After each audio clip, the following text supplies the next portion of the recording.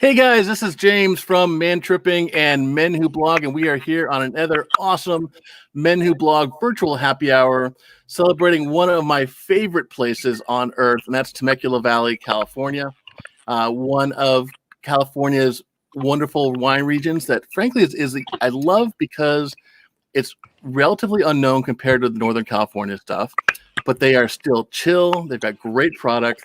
They have friendly people. And as you can tell from my background, this is the Doffo Winery. So we're going to be featuring them. They are, get this, a winery and also a motorcycle museum, specifically for Ducati. I didn't have a Ducati hat, and I couldn't find my Temecula hat, but I am offering my my brotherhood in support of Italian automotive sports. And as you can see, I was there in Christmas time from the stockings in the background. But that's okay, because wine is good any time of year. And we've got two amazing wines from them. One is their Malbec, my absolute favorite varietal. And then Moto Doffo, which is one of their signature wines. Not only do they collect Ducatis, but the brother and his two sisters are both motorcycle racers along with their dad. So we're going to be having a good time today. But I'm going to kick things off with one of my terrible jokes. And I was, look at my wife and I have been looking at getting a dog during quarantine, like a lot of our friends. And, she said, well, what kind do you want? And I said, well, how about a Bordeaux Collie? Ha, ha, ha. Okay, that was terrible. But I love to do terrible jokes to set things up so that my co-host and impresario of everything that I'm not, and then a lot of other things too that we both share, can do an awesome job and make you guys laugh even harder. So with that being said, Kevin, I will let you take things, and then let's kick things to Annette, or whatever the show may take us. Well, thanks, James. Kevin Wilkerson of pubclub.com here. I like to say the website's about anywhere in the world you can have a drink in your hand. And right now I've got a glass of this beautiful wine. I'm going to start off with the Gran Tinto and the Moto Doffo, because they're into motorsports, and I did a PR for CART for many years and sports car racing, and Damian and I were just talking off camera a little bit about it. So I'm going to start off with that wine. And also, first of all, I want to give a shout out to my mother. Today, May the 12th, is her birthday. So happy birthday, Mom. Woohoo! Woo! Happy birthday. Thanks, Ashley. So I'm going to start out with a joke that's hopefully a little bit funny. What we like to do is start off with a little bar joke. We'll go around the horn, and then we're going to jump into some live music from a musician in Temecula who plays at a lot of the wineries out there. So that's kind of what we're going to do. But my joke is, hopefully I don't have to refer to my notes. A guy's sitting out on a patio drinking a glass of this beautiful wine, and his wife walks outside, and she hears the husband say, "Oh, I love you so much. I don't know what I would do without you." And the wife says, "Is that the wine talking? Or is that you talking?" The guy says, "Neither. It's me talking to the wine." How about that? Okay. And by the way, Tom just joined us too. So. Oh, hi, Tom. Well, he will be joining us. We have a full house. I guess we miscounted. So. I guess that was my fault. But anyhow, it's better to have more people than no people, I suppose, because a party is no fun with nobody that shows up. Well, let's toss it over to Pub Club at Ashley, who is enjoying this wine, I believe, for the first time. Right, Ashley? Have you been to Temecula before?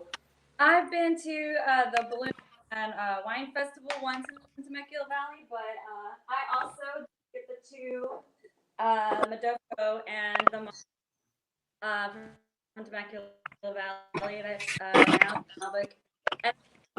I'm more of a Cabernet kind of person, and I really do. I like it a lot. So great flavors, and thanks for sharing. All right, we're glad to have you here. That's great wine. Damian, you can introduce yourself and your winery and your love of motorcycles, and Annette will go to you, and then Robert, about a minute, get that guitar ready. So we're going to have some live music here in a minute. But Damian, this is excellent, by the way. It's outstanding wine. So talk a little, just briefly about the winery and the motorcycles, and we'll get more into depth a little bit later. But introduce yourself. So I'm Damian Doffo. I'm the CEO and winemaker of Doffo Winery. My dad started a winery here in Temecula by accident, really. And it was never his intention to be a winery here. He just came out here to retire and make some wine for family and friends. And ended up becoming one of the most kind of like the little guy who could story here in the valley.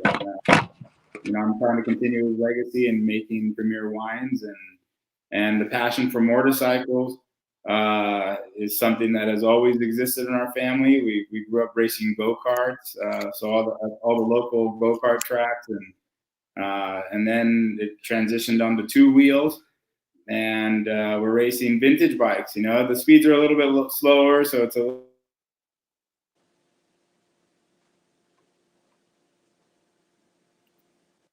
I'm not sure what happened to Damian right there. It looks like his internet may have gone out for a second. But while we were waiting for him to come on, I'm going to drop off for a second. I'm going to let Tom pop on to share that his visit to Temecula and his visit to Doffo, and then we'll get back with Damian in just a second.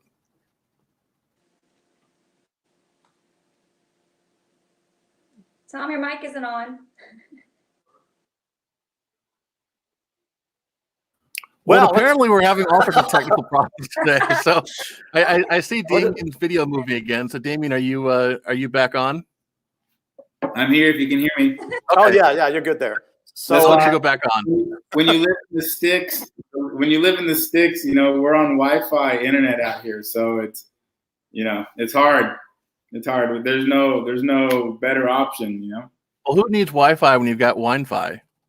Exactly. Oh, now that's funnier than your joke. Yeah, yeah, problem for sure.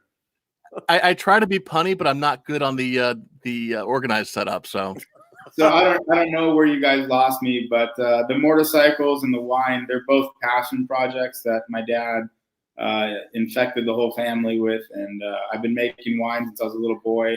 And then I grew up racing with my dad, and now we get to race motorcycles together. And you're gonna like this. He picked up an old Indy car, one of the old Robbie Gordon Menards. Do you remember that? I do. The Swift. So we're friends with Hero that owns Swift, and my dad traded him an old Ducati for an old Indy car. And then he sent it to Colorado and had a Hayabusa engine put in it. So he's been chomping at the bit to get that vehicle on the track. He took it out once, it broke, and so they're getting the kinks worked out. Well, you know what Robbie Gordon said? He said, "Drive it like you stole it." He just wants to drive it. He hasn't got a chance to drive it yet. Yeah, Swift was the chassis, and they were the dominant chassis in the mid-'90s for IndyCar. So. Yeah, definitely know that. Let's toss it over to Annette, James, if you don't mind, and she can talk a little bit about the Temecula region. And first of all, for those of us, we know where it is, but for those of us people watching who don't know where it is, describe where Temecula is exactly. Sure. Hello, everyone. We are Southern California wine country. So we are an hour north of San Diego, an hour and a half south of LA, and we've got on one side the West Coast. Orange County is an hour away. East Coast, east side is Palm Springs, an hour away. So we're literally in the center of Southern California, which makes it ideal to see all things Southern California. And how many wineries do you have? Because it's a mind-blowing amount of wineries you have in Temecula. Yeah, we have more opening every year. We're now nearly 50 wineries. 50 wineries. I know a lot of people, and Ashley hasn't done it. I'm sure Laura O will join in a second, but there's a lot of people from where I used to live, where Ashley lives, the South Bay, that go to Temecula for wine tasting weekends. So you don't have to go to Napa, Sonoma, even Santa Barbara up to Paso Robles. You've got Southern California has wine tasting within an hour and a half of Los Angeles. Maybe you can expand on that a little bit. Well, I'll give you an insider's tip. Oh yes, we are surrounded by more than 22 million people that come to our wine country for their weekend getaway. So it gets really packed. And so insider's tip is to come Monday through Thursday, and you will be able to have chance conversations with winemakers, with winery owners, and just a nice, quiet, relaxing experience. It's totally different during the week, right, Damian? Yeah, that's a true. I mean, I understand with kids and everything else, weekends are the weekends, you know. But if you really want the authentic wine experience where it's quiet and that peacefulness, I would say definitely Monday through Thursday. Well, the people that I know like to go where the party people go, so they're going to go on a weekend, and they're going to take a party. Yeah, they're gonna. Our barrel room on Saturday afternoon is the coolest place because it doesn't feel like a tasting room. It doesn't. The barrel room with the bikes and that picture that James has back there. It has a whole different vibe than our other tasting room. It's a very. I mean, they're polar opposites.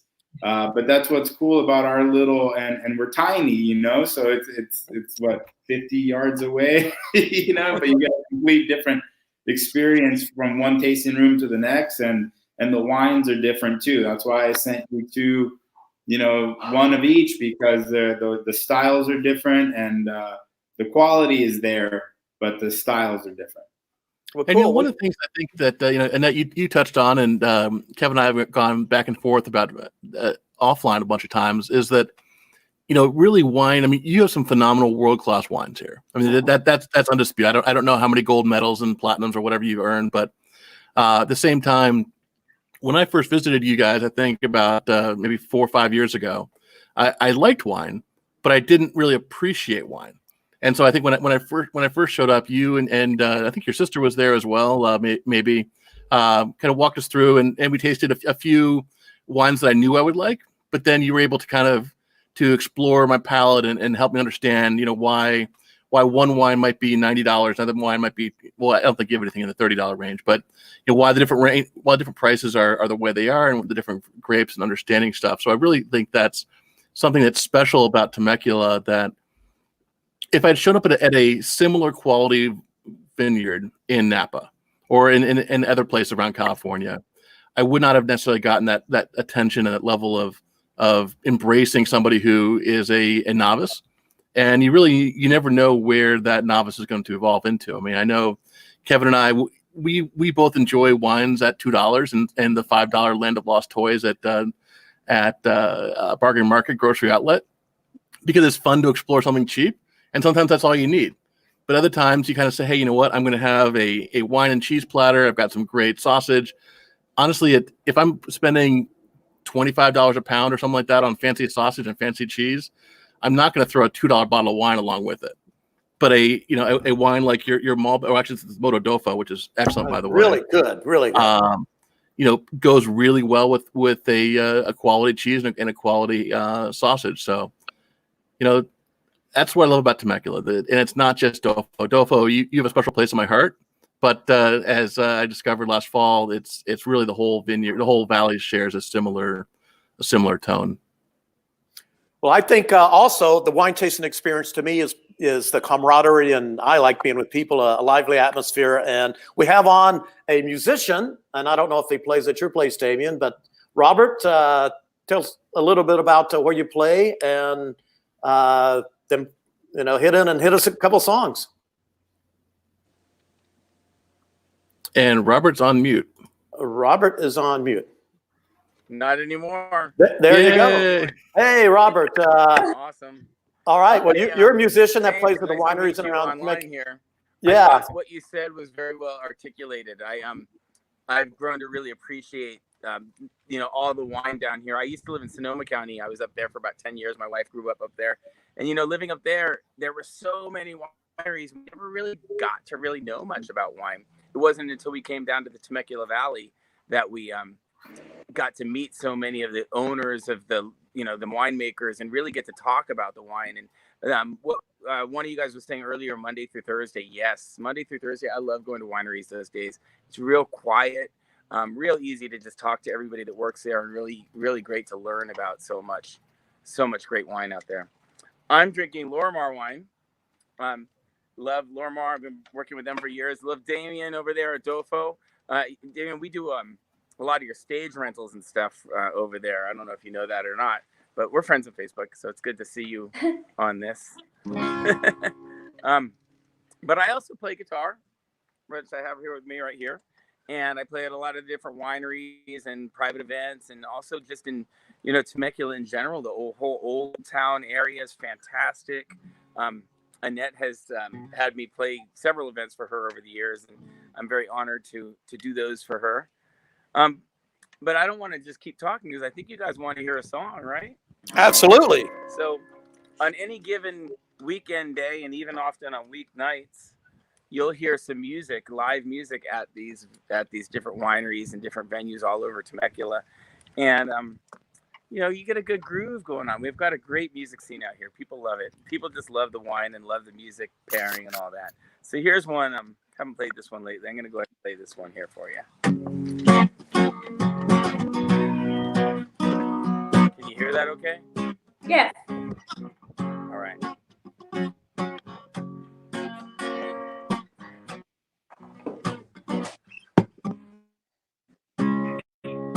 Get that groove going.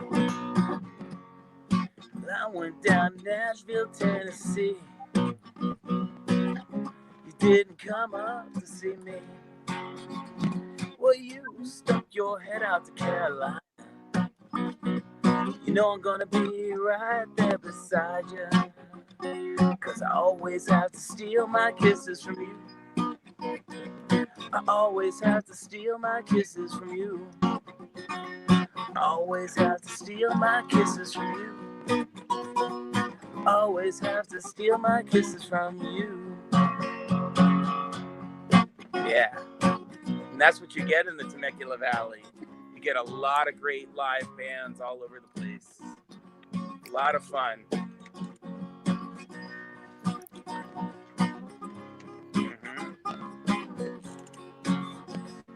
Well, I've been hanging around here for days. And to see you, well, you just turn your head away. Oh, no, you didn't mean that. She said, I like the way you think, but I hate the way you act. 'Cause I always have to steal my kisses from you. I always have to steal my kisses from you. Always have to steal my kisses from you. Always have to steal my kisses from you. And I always have to steal my kisses from you. Always have to steal my kisses from you. Always have to steal my kisses from you. Always have to steal my kisses from you.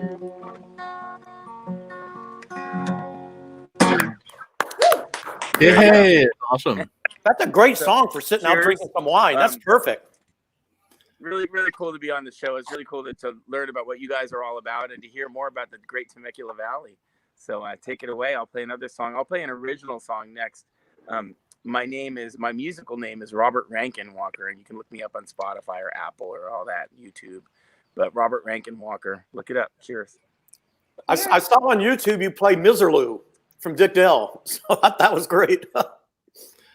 And then you know what else goes with wine, in addition to great music and great friends, is great chimichurri sauce. I don't know if you guys can see that in the camera, but Doffo, while we've been talking about Italian, they're actually Argentine, I think, by descent, correct? And Yeah. is that your sister that makes the chimichurri? So actually, as of December 31st, I got my license. We actually started a catering company in-house. So I hooked up with a chef, Gianni. He used to be the exec chef at Faulkner Winery for several years.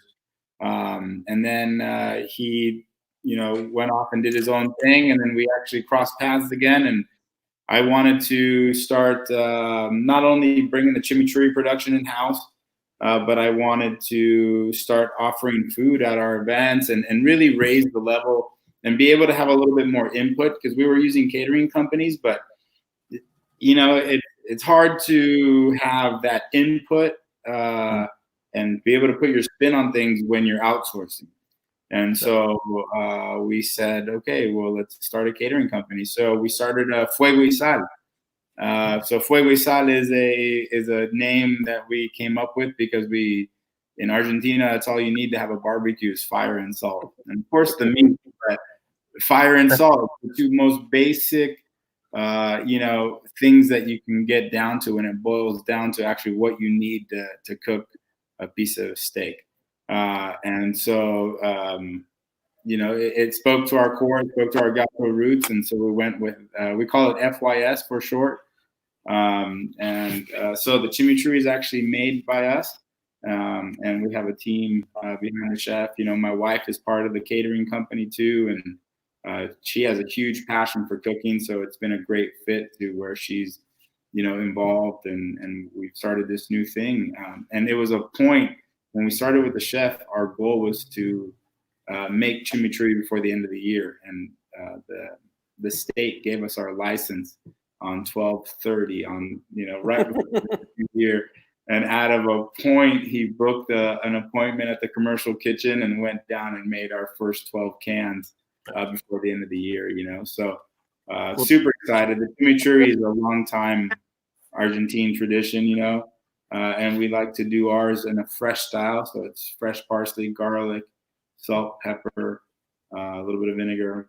I like the fact that it's also not too salty. I think a lot of Americans make their chimichurri sauce that's overly salty, and yours is it's more savory. And we actually use an Argentine spice. We actually import. We use an importer for the red flake in there. Isn't chili flake? It's actually ají molido, which is an Argentinian red pepper that isn't spicy. It isn't hot. It's spicy, but doesn't carry heat. So it gives a great flavor. And I was telling. We were saying that we started this chimi hack, so you can really put it on just about anything. We like to whip it into mayo, put it into mustard, whip it into. You can add olive oil to it and use it as a salad dressing. So we've been doing these incredible prosciutto, crispy prosciutto. I have a deli slicer, so we. Of course you do. You don't get to be this shape, without your own deli slicer. So we have our so we buy the whole leg of prosciutto. One of the perks of having your own catering company is you get to buy the stuff wholesale, right? So prosciutto, pan fried, no oil, nothing, just pan fried prosciutto, and then we're making wedge salads with romaine and a little fried prosciutto, some blue cheese. It's killer. And that sounds awesome. And then the dressing is chimichurri. It's a chimichurri-based dressing. It's killer. Oh my God! Well, I'm definitely coming up there. But in the meantime, Richard Heed has a question, and I'm going to drop Ashley for a second so that Tom can join on. I know Tom has to leave in a few seconds. We kind of overbooked today, so Ashley will be back. But I'm going to put Tom on right now as well. And I think at this point everybody knows Tom. But I'm going to let Damian. Well, actually, I guess Richard hasn't actually asked the question. So while Tom is talking about how much he loves Temecula, as well as in particular, we had a great time at Doffo years ago. Richard, please feel free to comment with your question, and we'll throw it out to the audience. Tom, you need to unmute yourself. Come on, Tom. We've been drinking wine all day, so that's the. Is this your first show, Tom? You just thought I was swishing the wine in my mouth. That's why you couldn't hear me, right? Well, hey, Damon and Kevin, James, Annette, Robert, everybody, great music, by the way, and Annette, great job with everything you all are doing with tourism there in Temecula. I was first introduced, I believe, to the Temecula region. I'm from Kentucky, but I get to California at least every several months to host a whiskey educational series I do called Why Whiskey. And I get to San Diego and I get to LA. And I think I was first introduced to some of the wines from Temecula at the San Diego Bay Wine and Food Festival. I speak there every several years, and I was really impressed with the people. And just so James and Heather, his wife, and I, we all went on a trip and we visited Temecula, and we visited Doffo, and I loved the wines at Doffo. I'm just impressed with the the way the whole region has grown. So I am, you see mainly whiskey and spirits behind me, but of course I'm equal opportunity. I got my start in the alcohol business by working at a wine bar in England years ago, right after I turned 21. So I love wines as well. I'm having a little now. But I want to say, a couple things just about Doffo. Not only are the people amazing, the wine's just spectacular. We had a great time trying those famous empanadas that you all make. But I think that Doffo really stands as a real lesson for not only other wineries, but distilleries, breweries, no matter what kind of craft beverage you're making, because they've really embraced their heritage in putting out everything they put out. And also the theme with the Ducatis, the bikes. You can have a great distillery, a great winery, and just have a great product like Doffo does. But if you take it a step further and you really go into the passion of where your heart is and your heritage, and you can really speak that in a surrounding, in an atmosphere, then I think you have something that's a brand that really sticks and that people can remember. Because when I think about Temecula, I think about a lot of great wineries and a lot of wine we had. But I always think about Doffo because of the branding, because of seeing those bikes on the wall. So I think that, you're doing a great job there. But on a greater level, thank you for doing something wonderful for the beverage world that I think, the best form of flattery is copying, right? I'm not suggesting someone go out and make a winery with other bikes, but find out what's in your heart and really let that speak in what you do. And I hope more distilleries and wineries do that, Damon. Although, a Harley winery would be pretty badass. That would be pretty good. Yeah. Yeah. Or we could do a distillery and put some bikes on the wall too. But Damon, really great job with your wines. And it's really a pleasure to be here with you all today. And I'm doing a show in a little while myself, so I have to get ready for that. I'll just tell everybody, if it's okay, James, real quick, I do a show every night called Bourbon Blog Live. And it's the way to find that is on Man Tripping's Facebook and or bourbonblog.com/live. We're happy that Man Tripping shows everybody on Facebook. MenWhoBlog's Facebook. So Facebook. Facebook.com. I'm sorry, MenWhoBlog's Facebook. Right. MenWhoBlog. Too many great things you do. Great to see you guys. Great to see you. Thank you all. Cheers. And I'm going to bring Ashley back. Thank you, Tom, for being able to join us. Sorry we were overbooked today, but you are always welcome to and great be music, Robert. And Ashley is maybe back. Okay, well, apparently Ashley's webcam is working from home today. Well, let's go back into some music again. Yeah, let's do the music. And is this an original song, Robert? Sounds good. Yeah, I can definitely do an original for you. I have a new album that just came out not too long ago. The album is called The Sun Machine Is Coming Down. And you can hear it on, all the Spotify and Apple Music and YouTube and all that. So this one's called Whisper Me Away. And again, these are songs I get to play at some of the great Temecula wineries. And also don't forget, Old Town Temecula. What a great place down there. That's a great point. The thing I love about Temecula. Hey, Ashley. Hey, Ashley's back. Yeah, I love Old Town. It's a great place to kind of start the day and then go out to the wineries at night for the great concerts. We do a ton of great concerts all over the vineyards, and got to come out. Check out our website as Heyday, HEYDAY.com. That's our website for our business. But for me as a musician, this song's called Whisper Me Away. You hear that okay? Mm-hmm.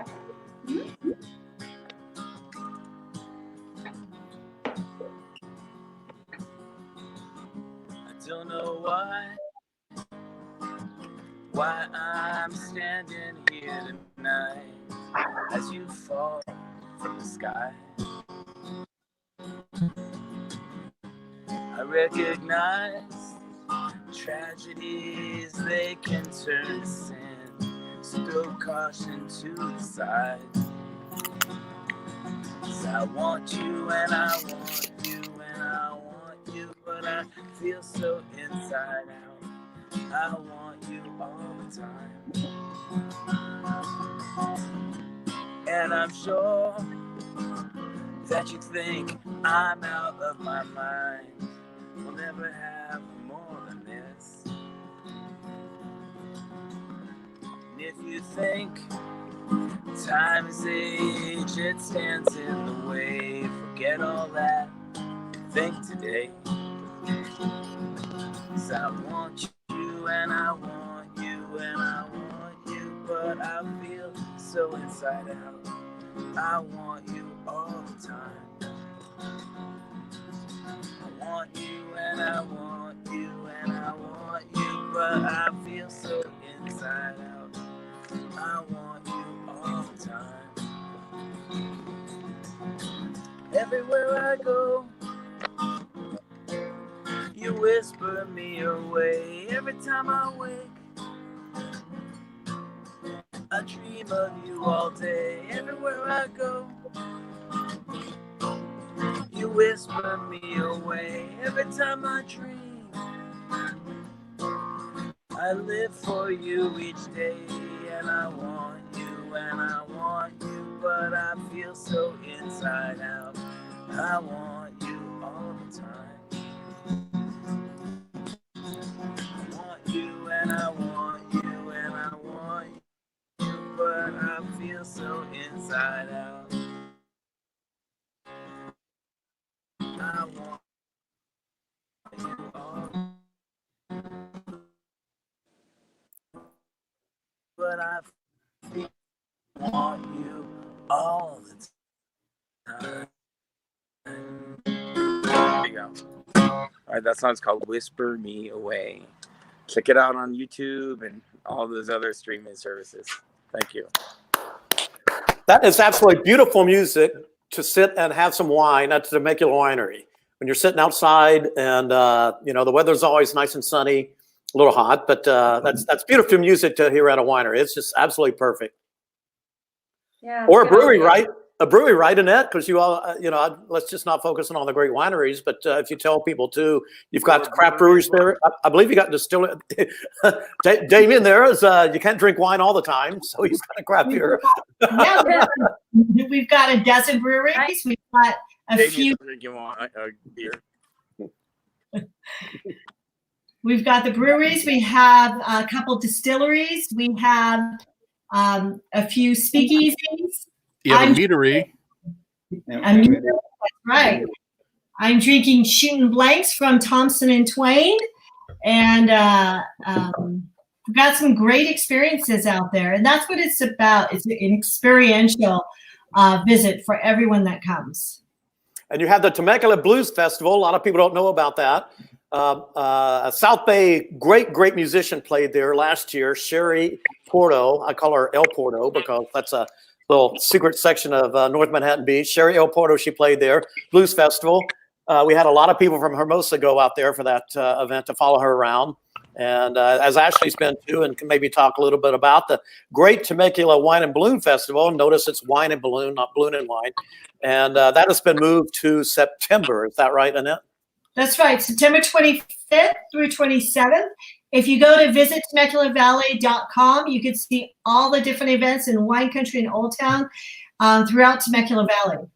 Ashley, as a wine lover, what did you think of that event? I know now to go on a specific day that there's actually balloons flying in the air, because we at night it was like some, but they weren't, I never got to see them actually in the air. So now I know to plan it better and to not go with friends who are notoriously late. So there's that too.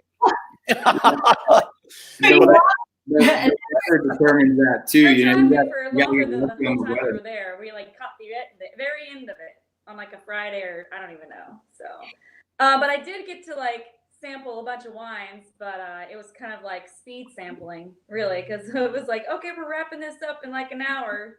Go, So another insider's tip: if you want to see the balloons, they launch at sunrise. So anytime we're in Temecula Valley, the festival, otherwise, you want to be there at sunrise to look at all the balloons. And the hard way, and at the festival, they have a balloon glow at nighttime. So the balloon glow is awesome. That's where the balloons are tethered to the ground and they fire up. And that's awesome. And then you go and hear the main stage concerts, because they do have big concerts. They have a small stage around the wineries, and they have some craft beer too, and they have food tastings, and it's a complete festival, and it's out in a big field. And I have been lucky enough to camp out at one of the campsites. So I've actually seen the balloons go out in the morning. It is beautiful. It's absolutely beautiful to see the blue sky in the morning filled with a bunch of hot air balloons. Well, just rub it in. For those of you who have never been to a balloon fest, it's indescribably awesome. Especially I've never been to a glow in the evening, but I've been to glows where I've gotten up at 2:00 in the morning to rush out to get a good spot for pre-dawn probably starting at 4:00 in the morning. And there's not many things that get me up in the morning that are worth it. But seeing the balloons all there and seeing the dawn break over these amazing machines is really, really cool. So I can't wait to come out there. And I think you said September it's going to be. But in addition to the live music, we talked. Robert talked about some of the music he's done, and obviously the Wine and Balloon Festival.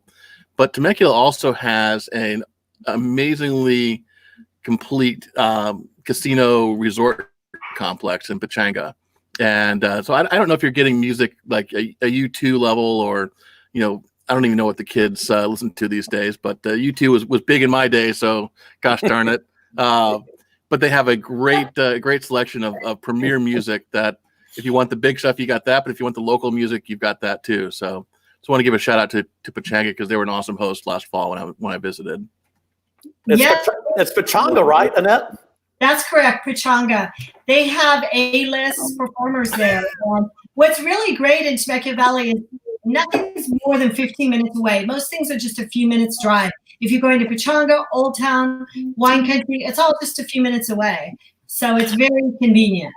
Now, is Pechanga following? I know the Indian casinos and the reservation areas around San Diego are planning to open up in the next week or so, but they're doing kind of in cooperation with the different tribes that are part of their band. Is Pechanga part of that same group, or are they operating independently, or what's their schedule? So they are targeting for opening on June 1st. And, they may have to toggle that date depending on what's happening, but they're shooting for June 1st, and it will be a gradual reopening. So it won't be the full resort at once. Right now, the RV park is open, but the gaming area and restaurants will open on June 1st. Gotcha. Are the restaurants open for dining in at limited capacity, or how is that? For June 1st. They're not open right now. No. But when they open, are they doing like 25% or 50%? They are taking extra precautions. They are going beyond state requirements to ensure everybody's safety. And so everybody will be very safe and comfortable when visiting. And then that level of reopening, that's the word divergent sounds like a negative, but that's different than what, say, Toast or Devilicious would be opening, correct? They're operating on their own schedule. Well, the governor just said at noon today that dining restaurants can open, so we're hoping. Yay! We're celebrating, because I need some of those truffle fries from Devilicious. I just had Toast yesterday, curbside. I love their chicken sandwich. I love their bacon flight. So. Oh yeah. For those of you guys who don't know, I mean, you've heard of wine flights, you've heard of beer flights, you've probably even heard of tequila flights or whiskey flights. Imagine a flight of bacon. They bring it out. I probably have a picture somewhere, but I'm not gonna be able to find it in time. They bring it out on this wooden board, and they have like 4 or 5 or 6 different kinds of bacon. They've got beef bacon, turkey bacon, all sorts of stuff. But it's expensive, but it's a really cool experience, and that's really what Toast, I think, excels at, including beer cocktails. Because definitely, as much as the wine production is world class and top notch in Temecula, the beer scene should not be overshadowed, because there's amazing innovation there as well. And I know, Damian, I heard a rumor that you were working on a collaboration with somebody to do something, a hybrid mixture blending. I'm not entirely sure the right wording, but a beer wine lovers experiment. So I'm drinking Refuge. It's probably it's one of my favorite breweries in town, and I'm good buddies with Dan Kelly, the master brewer over there. Mm-hmm. And we actually met through CrossFit, believe it or not. We work in similar industries, but we met at a CrossFit gym, 5 a.m. getting our workouts on. I'm like, what do you do? Oh, what do you do? I'm like, I make beer. Oh, we should be friends. And so we, I just respect what he's doing over there, and some of the beers that he's putting out are incredible. And the wine industry's dirty secret is that winemakers drink beer during harvest. I mean, it's 1,000,000 degrees, and sometimes you just need a cold one. Well, you're not out in the field sweating, drinking Malbec. I'm surprised. Putting ice in the Viognier. I mean, I love ice in our Viognier, and I don't mind icing down a wine because you got to drink it like you enjoy it, And if you can ice down a $40 bottle of wine, then God bless you. So to me, I just enjoy what he's doing. So what we're doing is we're actually, I gave him some port barrels. So he's doing a porter in a chocolate porter in port barrels. That sounds amazing. Oh yeah, it's been aging. He barreled it down June of last year. And I was trying to egg him, come on, give me a sample for the show. It'd be really cool and great, come on. And he wouldn't do it. He wouldn't do it. So what I'm drinking is I started with their Baja Crush, which is their unfiltered IPA. I'm not an IPA guy. I think IPA kind of got a little too wild for me. But unfiltered, it's delicious. And I'm not typically, I wouldn't have normally gone for anything IPA. So is that basically a hazy IPA then? Yeah, it's a hazy IPA, but it's really good, and it's quickly becoming their second seller. Their signature is the blood orange, Yeah, so, that's what I had in the beer mosa at Toast. Which on press trips, you sometimes order things that you may not have tried with your own dollars. But well, no, I mean, you see someone says a beer mosa on a menu, and you're like, yeah, I'm not going to pay that money. But if they're paying, then I will give it a shot, and if it's good, I will sing its praises. You have to do research, because if it's on the menu and it's cool, then we need to write about it and review it and say they have this, it's good or not. So I did it for the gram. It's sometimes we sacrifice for the viewership. But it was genuine. James laughed at me because I put an orange juice in every spirit imaginable, and so I don't know what the beer in it though. Well, now it was actually really good. So but I'm drinking this one now, so I switched. Okay. This is an elderberry sour ale. Oh, that sounds really good. It's really good. So it's I asked him to give me some notes about it. He just made it. They only made 155 gallons, so it's a 5-barrel production. Wow! So what you're saying is it's sold out now. So no matter how good it is, we can't get it anymore. You're welcome. You're welcome. You're welcome. Well, I want to say that the Pechanga has an outstanding craft beer and chili festival. They do. And Pechanga invited me to it. I'm thinking whatever, everything. I'm telling you what, the way they put that thing together was one of the most outstanding festivals I went to. It was inside a room, 2 or 3 rock and great bands. The chili was, every restaurant had its own little station. The chili was outstanding. The whole event, frankly, and it just blew me away how great that was. Just the event itself, as well as how good the beer was and the food and all that stuff. Yeah, it is a great event. It's where there's chefs. It's only the Pechanga chefs. It's a traditional event where they compete against each other for the best chili. So it's kind of fun rivalry. But all Pechanga events are first class. They really are. Yeah. No, there are hotels. That's a great place to stay when you go to the wine country. But what about Old Town? That's kind of a funky little small 4 or 5 block area. It's where the blues festival is held. Are there hotels down there? Where do people stay? There's a lot of choices. Home to Suites and Hampton Inn, Spring Hill. You can walk just across the street, not far at all. We have Best Western Plus located in Old Town. There are a few hotels within that are just right, on the streets, on the blocks of Old Town, where you can wake up and just step outside and start enjoying shopping and dining. It's really become a foodie district in Old Town. I'm not familiar with the restaurant scene, but what about Uber service or to take you to the wineries? You have tour, Damian, you know, too, wineries tours that people can catch from Stan and Temecula, because as Pub Club and Ashley and I know, us pub clubbers, we don't drink and drive, and we like to have a good time and hit a few places. Right, you can do winery tours, our brewery tours.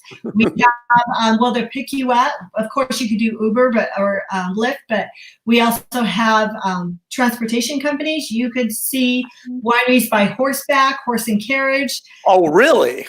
If you want a helicopter, you could get a helicopter. Yeah, And I know a couple wineries, like I think it's is it South Coast or Carter Estate actually rents bikes as well. Oh, So if you stay there, they've got bikes you can do. Although I'm not sure what the regulations are for biking and drinking, but I wouldn't. I mean, I pedal through. I road bike through wine country, but I have to do it before 8 a.m.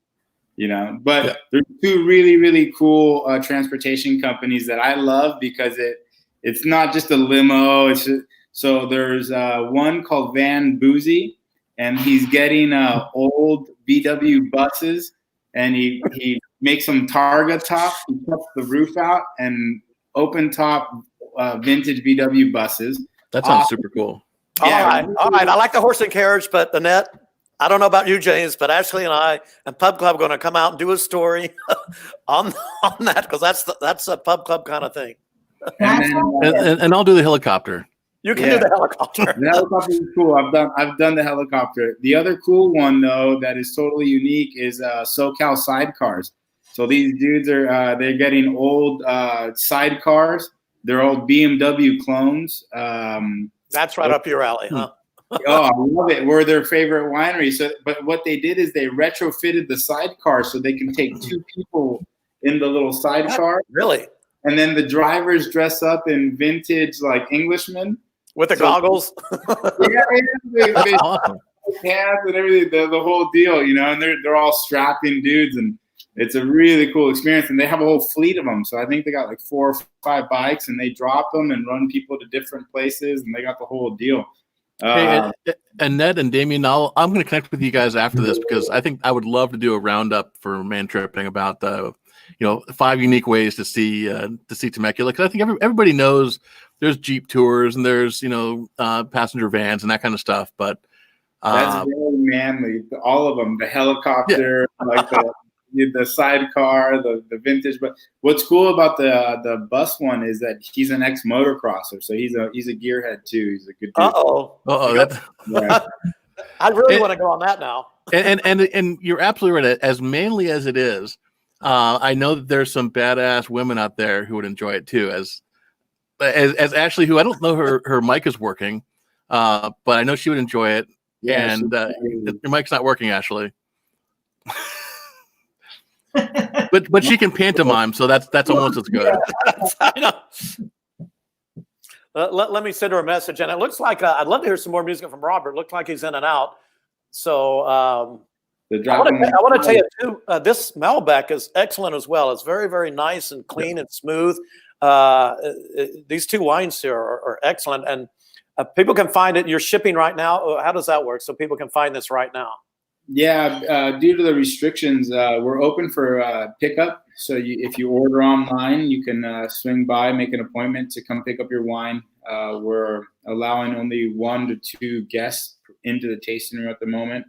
But we're highly anticipating. We're already have like our recovery strategy in place of how we're going to open, and using all the patio spaces that we have, and it's going to be really interesting. But we're the team is ready to go, and we've brought people back on board, and the property's getting cleaned up, and we're working, we're ready, and harvest is coming right around the corner. So I'm ready to hit the ground running here. But it's really interesting. Those 2 wines are 2 very different styles, but the underlining thread there is how they present on the palate. We work very hard in the vineyard, and we work very hard in the production area. You know, we're one of the only properties triple sorting fruit. So what actually makes it into the fermentation tanks is the best of the best. And you're gonna love to hear this. What I do with the what comes off, you know, what gets discarded, I actually ferment. I ferment it, make a low wine, and we have our own little distillery. And not a distillery, but I have a still. I probably shouldn't admit that. I don't know. I don't know. But I have friends that may or may not still wine, you know. So heard it here first. Moonshiners of Temecula Valley. You know, I've got a friend who does reality TV shit. Dude, hold on. When you're making wine in a backyard with no tools and no nothing, and you're using one of the ratchet presses, okay? And then when we graduated to the second press that we had to hand load with buckets and hand unload onto a tarp and dump the skins into a bin and then shovel them out. So when you have all that time while you're waiting for the press to actually press, what else are you supposed to do? You get a little bit of wine, you throw it in the still, and you run it while you're waiting for the press to run, you know? And so you make... So are you making grappa then, or pisco, or what are you making? It's grappa. It's grappa. It's not traditional Italian grappa. The Italians, they use the must. They use the pressed must, and they run steam. So it's very tannic, especially the homemade grappa is brutal. So what I actually make so the grappa that I sell in the tasting room, I actually make a low wine. I re-ferment the skins. So I'll make my wine, like the Malbec grappa, I'll make my wine, I press it off, and then I get the skins, I'll put water, acid, sugar, re-ferment it again, and essentially make an alcohol base that smells and tastes like wine, but it's not wine. Press it off again, and then I have a distillery in San Diego that I work with. He has a 1,000-gallon copper still. Beautiful, beautiful hand-built still, and that's the grappa that I made. Are you able to give a shout out to him?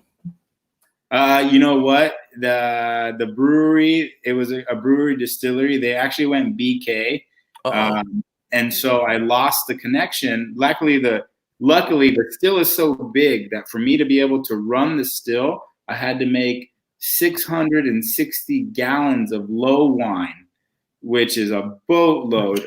You know, it's a boatload of, you know, of wine and water and work.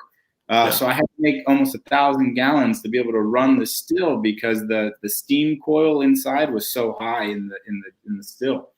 It was a really cool. I have a photo of when we were filling it, and I'm looking into the still. It's beautiful. So actually, what happened? Really cool. My buddy Jake, he was the distiller. So he went off, got into the canning brewing industry, and then was running the canning line. And then the distillery got sold to a ethanol company, and they're making alcohol for perfume, for sanitizer, for all this stuff. But I guess they were having a hard time running the still, so they had to track Jake down to come back and run his still. So now I talked to him the other day. He's bored out of his mind. They're making ethanol, and he's just like, "I'm bored, dude." It's you know, because he was used to making craft whiskeys and bourbons and vodkas and gins, and he was doing everything. Manzanita, you may know. Oh yeah. They had some great stuff. I was sad. They had what was that? It was it was a flower of some sort of red something that was just absolutely spectacular. Jake was always doing something cool. I fell in love with rye whiskey. He introduced me to rye, and I fell in love with his whiskey. And and so I hooked back up with him. I got a hold of him through social media. He posted, and I tracked him down again. And I may have something in the works with him for this. We're trying to convince the new ownership to let us run the still at night. When they're not making the ethanol to maybe do another grappa run or something fun. You can use that ethanol for the Robbie Gordon race car you got. Indy cars run ethanol. Yeah, we run some pretty hot gas in the race bikes. You know, when you're trying to squeeze everything out of a 175cc motor, $20 a gallon leaded fuel is what you need. 8% more on acceleration if you use oxygenated fuel. So at 200 pounds, I'll take everything I get. So you could do a reverse cannonball run and try to beat that 26-hour record. Yeah, I don't know if I would make it 26 hours on those little bikes, dude. They're tiny. They're tiny. Oh yeah, I know. You know, my favorite thing about running a vintage bike, you show up to a modern track day, and you got these guys on these big modern motorcycles, and you show up with something from 1968 that has, you know, drum brakes. The wheels are literally 2 inches wide. You know, tiny little. They look like bicycle tires. And then we get on the track, and all of a sudden you're cutting and carving around them. You know, the guys that are on bikes that they shouldn't be riding, they're heavy on the brakes, and you know, and so they don't know what. And you just come right around the outside of them, inside, outside, and you see them. You know, you come into the pits, and you see them just kind of creep by your pit and look at your bike. You know, just try to figure out what the hell that just passed me, you know, and then they look at big old drum brakes and, you know, tiny, and oh man, I love it. I enjoy passing big bikes with a, you know, 200cc, because it, you know, a lot of people are riding motorcycles that they're way in over their heads. They want to look the part, and they want the leader bike, and they want that big CCs to not look like you know. And I race a 300cc motorcycle, and it still scares me, you know, and it doesn't matter. At the corner speed, we carry on that vintage motorcycle, I carry more corner speed than a lot of modern bikes do.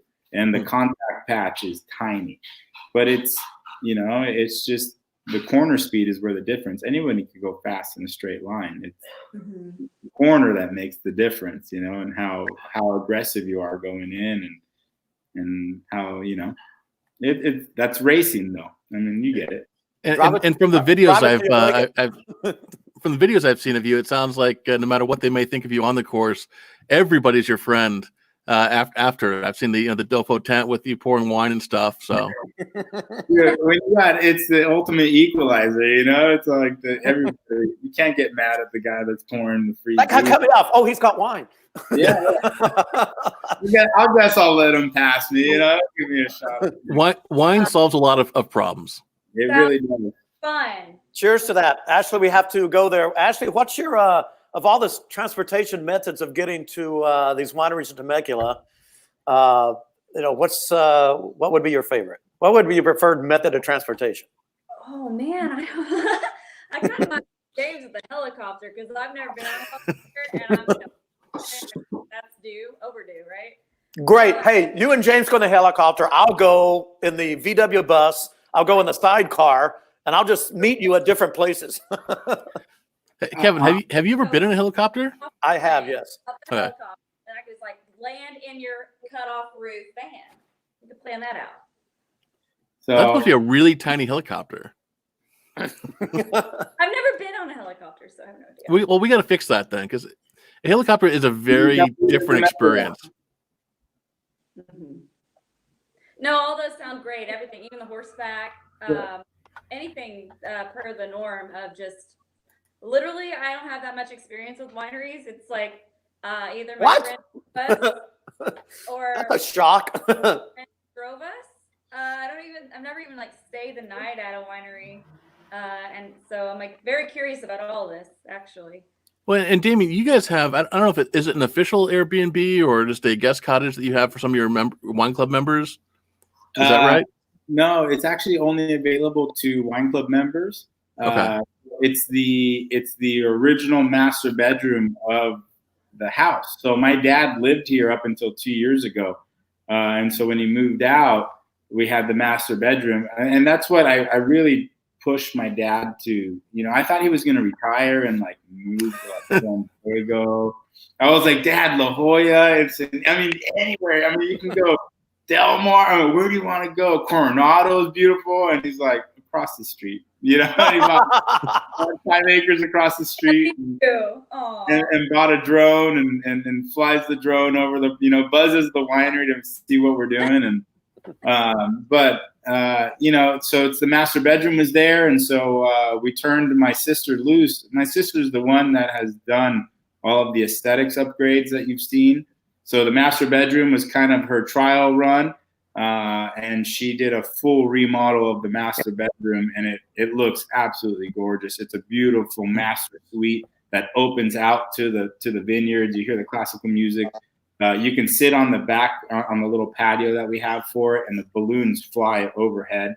And we're a quarter mile from Lake Skinner, so for the balloon and wine festival, we're right there.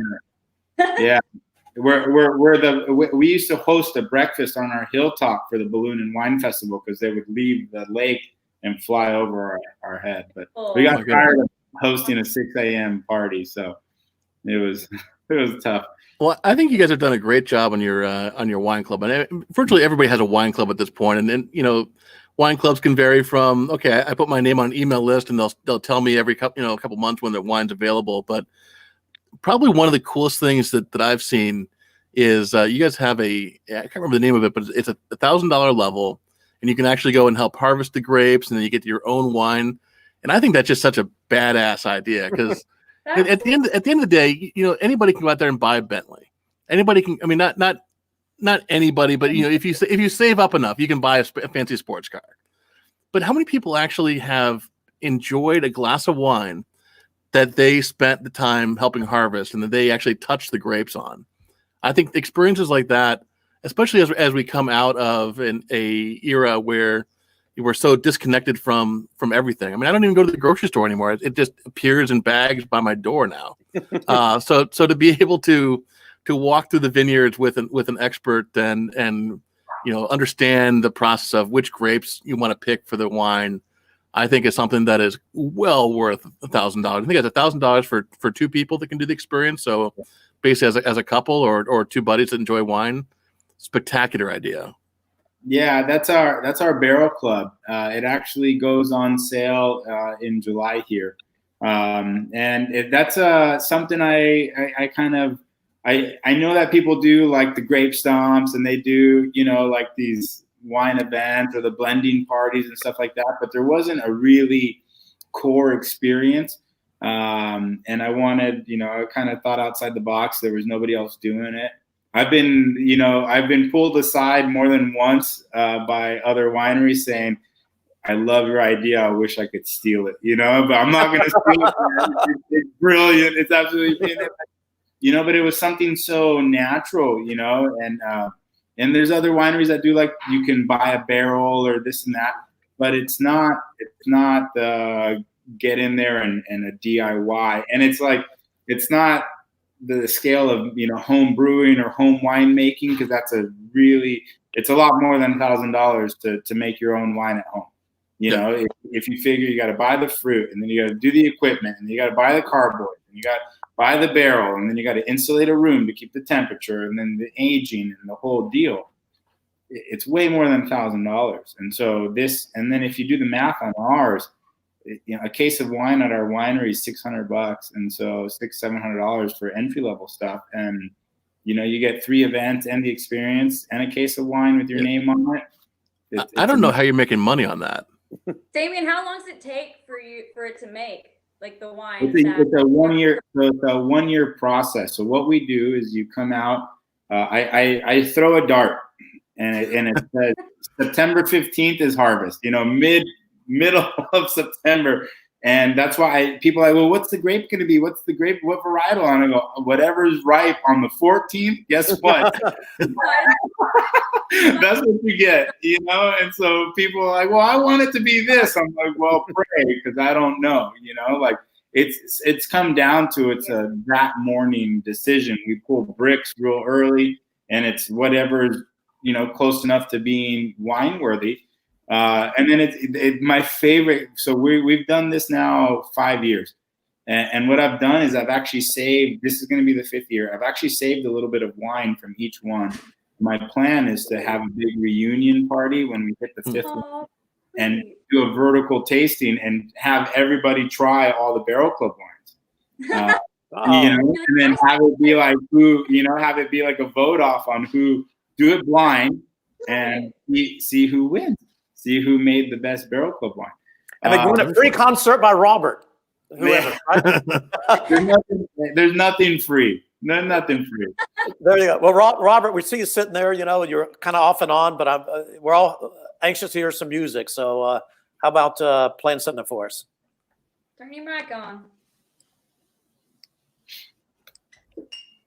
And Robert, I don't know if you can hear us, but we need your mic on. In the test we did before coming on the show, it was absolutely perfect. And then, of course, we get a showtime, and it's not. So, unfortunately. Yay, Robert. Hello. Maybe. Hopefully. Well, this is the joy of live streaming. I hear a guitar strumming. Robert. It's like, hey, wait a minute.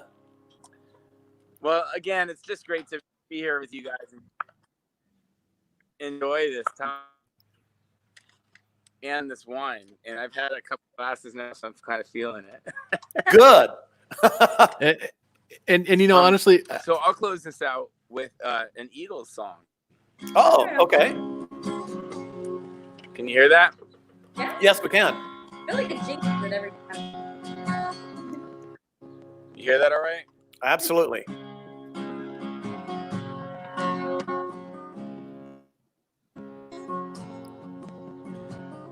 So you hear the rock and the groove and the original music and also the very laid back Sunday afternoon music.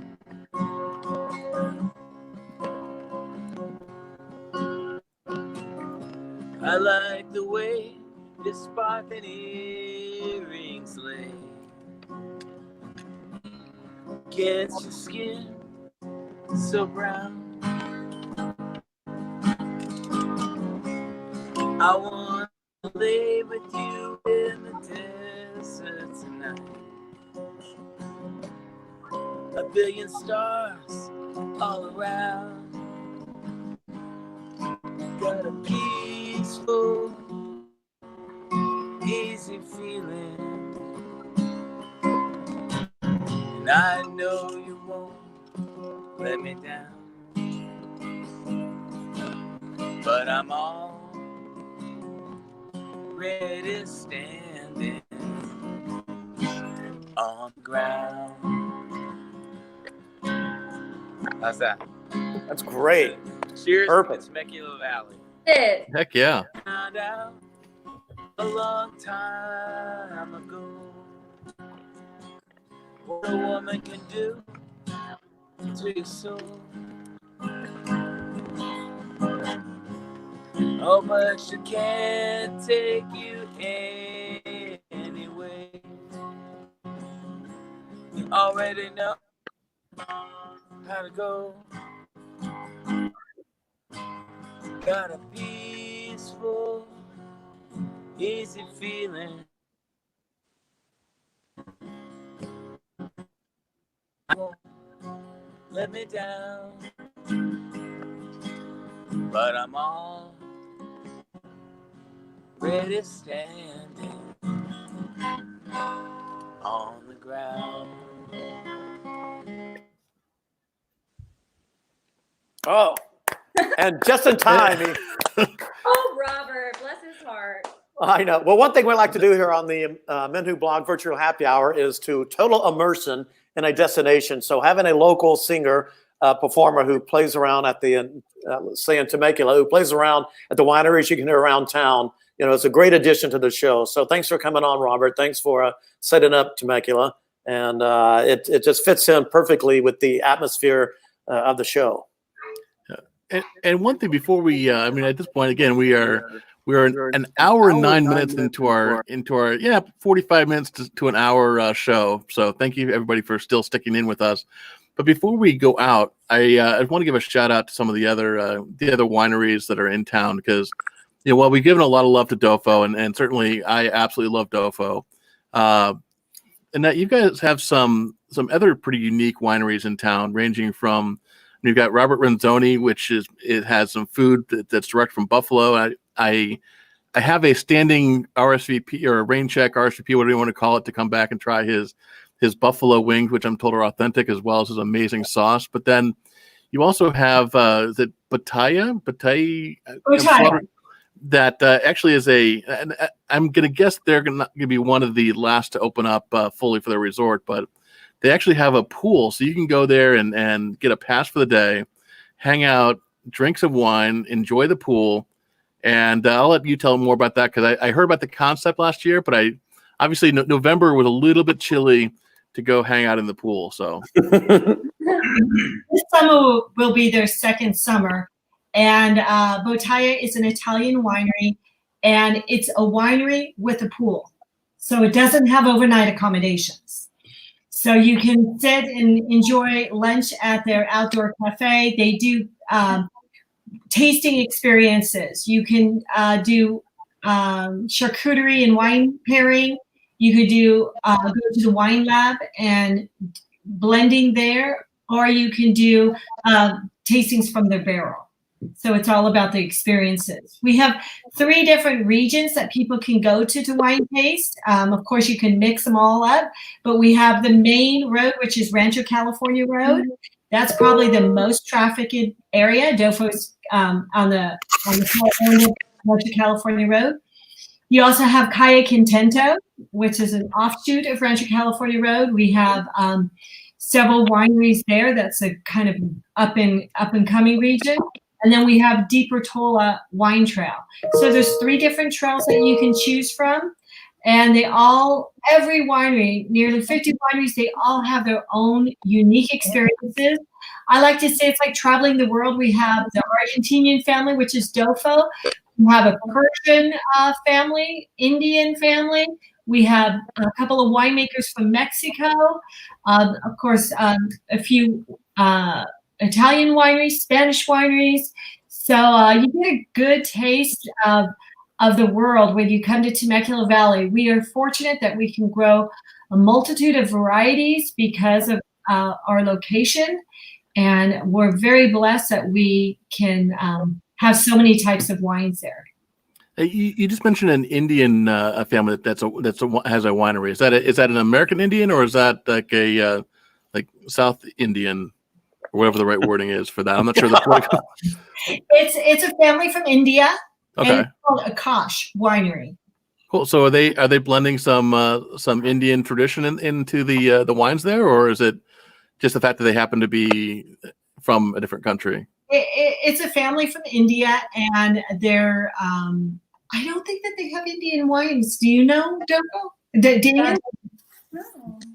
You know, I'm buddies with Akash, and he's a young he's a little younger than I am, and he has a great concept of what they're doing. They're doing they have like a sky lounge, I think that's what they call it, like an outdoor tasting area inside their barrel room, and he's bootstrapping it right now, man. I really have to give him kudos because he just opened, and then and then this hits.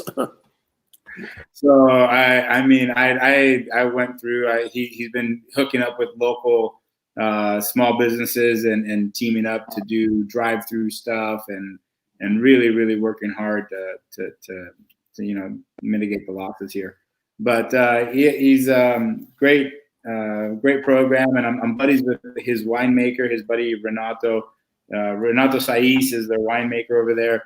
I respect Renato a lot. He makes wine for a few properties in the valley, but his white wines are what I typically really enjoy. Renato has just this very clean style, and he's making rosés and stuff like that. So they have a rosé program. I think they got a couple white wines, a couple red wines. They're relatively new, so they're just getting going. But their rosé bottle is really pretty. Yes, it's beautiful. But have you seen mine? I have not, but hey, that's the racer in me. Yeah, his is good. No, you know, and I have a special place for rosé too. I mean, rosé typically, and I've said this before, but rosé is not typically considered a masculine wine. It's like, oh, guys drink Malbec and Merlot. Well, you know what? That's only in the United States because we're all effed up in the head as far as gender roles. And oh, it's pink. I can't have that. I make a Malbec rosé. My rosé is Malbec, and it's dry. I say the same thing. I'm like, oh, you don't want to drink it because it's pink. Wait till you try it, and because it's a good wine. I had it the other day with what did we do? I did barbecue pork ribs. We did pork ribs off the grill. And the rosé, it was a beautiful sunset afternoon. The sun was setting over the vineyard. We were grilling. It was hot on rosé. A chilled rosé with those barbecued pork ribs. Hit the spot. You don't need to open a red wine all the time. And if you can make a rosé that has some grit to it and isn't a sugar bomb, rosé gets a bad rap, but if it's done well, it's fantastic. Well, anything with the chimichurri is excellent. I've been nibbling on this, with some sourdough bread. That's just outstanding. So, I could almost spend all day at your winery drinking your great wine and having some of that with some bread or something. That's outstanding. I want to announce it here. My plans for when we reopen. Speaking of what Bataya is doing, now that I have my own catering company. My plan when we reopen is to do a food experience wine tasting. So right before this all happened, I was actually on a tour with my dad through the Mendoza wine country, and I learned a lot on that trip. And the way that they do tourism, they don't do tastings like we do, and they're all guided tours. So you show, because the wineries are so massive, and there isn't like a wine destination tourism, so you have to make an appointment and give a tour guide and do a tasting for you, and it's not a high pressure sales environment at all. And but a lot of them are doing these tasting food pairings as part of the experience. And I came back and we started this catering company, and I said, you know what, this is a perfect excuse to change our model a little bit, and let's make lemonade here. And so I'm converting the back patio as the designated area, and I think I'm going to start doing 3 or 4 course paired wine tastings. And then since it's Fuego y Sal, the food's going to be off the grill because the catering company I don't have a restaurant, but the caterer can grill on site. Okay. So, but I want to do high-end stuff. I want to do high-end, but sharing plates, where you can share a ribeye or you can share a piece of salmon, you can share, but high-end cuts of meat paired with a great wine tasting, a nice little experience. And I think that's my next thing. And then I have a hilltop. I volunteer as tribute. Well, Annette's definitely going to be in the mix when we do it, because it's going to be the only one in the valley. And I really take pride in being the little one that is at the cutting edge of experiences and doing stuff, with the Barrel Club and with the motorcycles. With the motorcycles, I knew nobody was going to chase me down that rabbit hole. You got to be nuts to try to start collecting 250 vintage motorcycles to try to copy my model. They copy other things, but they're not going to copy a motorcycle collection and the authenticity of it too. That's like you were saying, that my dad has 8 motorcycles in his living room. It doesn't. We're in it. This is us. I got 8. I have a container full of motorcycles. I built a racetrack for my kids during quarantine in our backyard. So what are we talking about? I got a beach cruiser right over here, right behind me. Yeah, if it has wheels, I'm into it. It's a really cool bicycle. It's interesting because I guess we actually have a link with, I think next week's show or 2 weeks from now show with St. Augustine, because one of the things that St. Augustine's really excited to talk about, bye Ashley, is that they have a manufacturer of asado grills over there that is doing cooking demonstrations as well, trying to promote the grills. But I'm familiar with Argentine grilling and barbecue, but I've never actually looked at the grilling style, and the style of grills is actually pretty cool too. So is that what you guys are using, or like an authentic asado? So what's really cool about the grill that we have for our catering company, that the grill that I rehabbed has been in our family for like almost 30 years. It was it was the grill that was used at our bar. I mean, I remember being a little boy and being at our body shop, because we come from the automotive repair business. And I would be a little boy at the body shop, and this was the grill, And so when my dad sold the shop, the grill was still there, and I snagged it, and we've had it.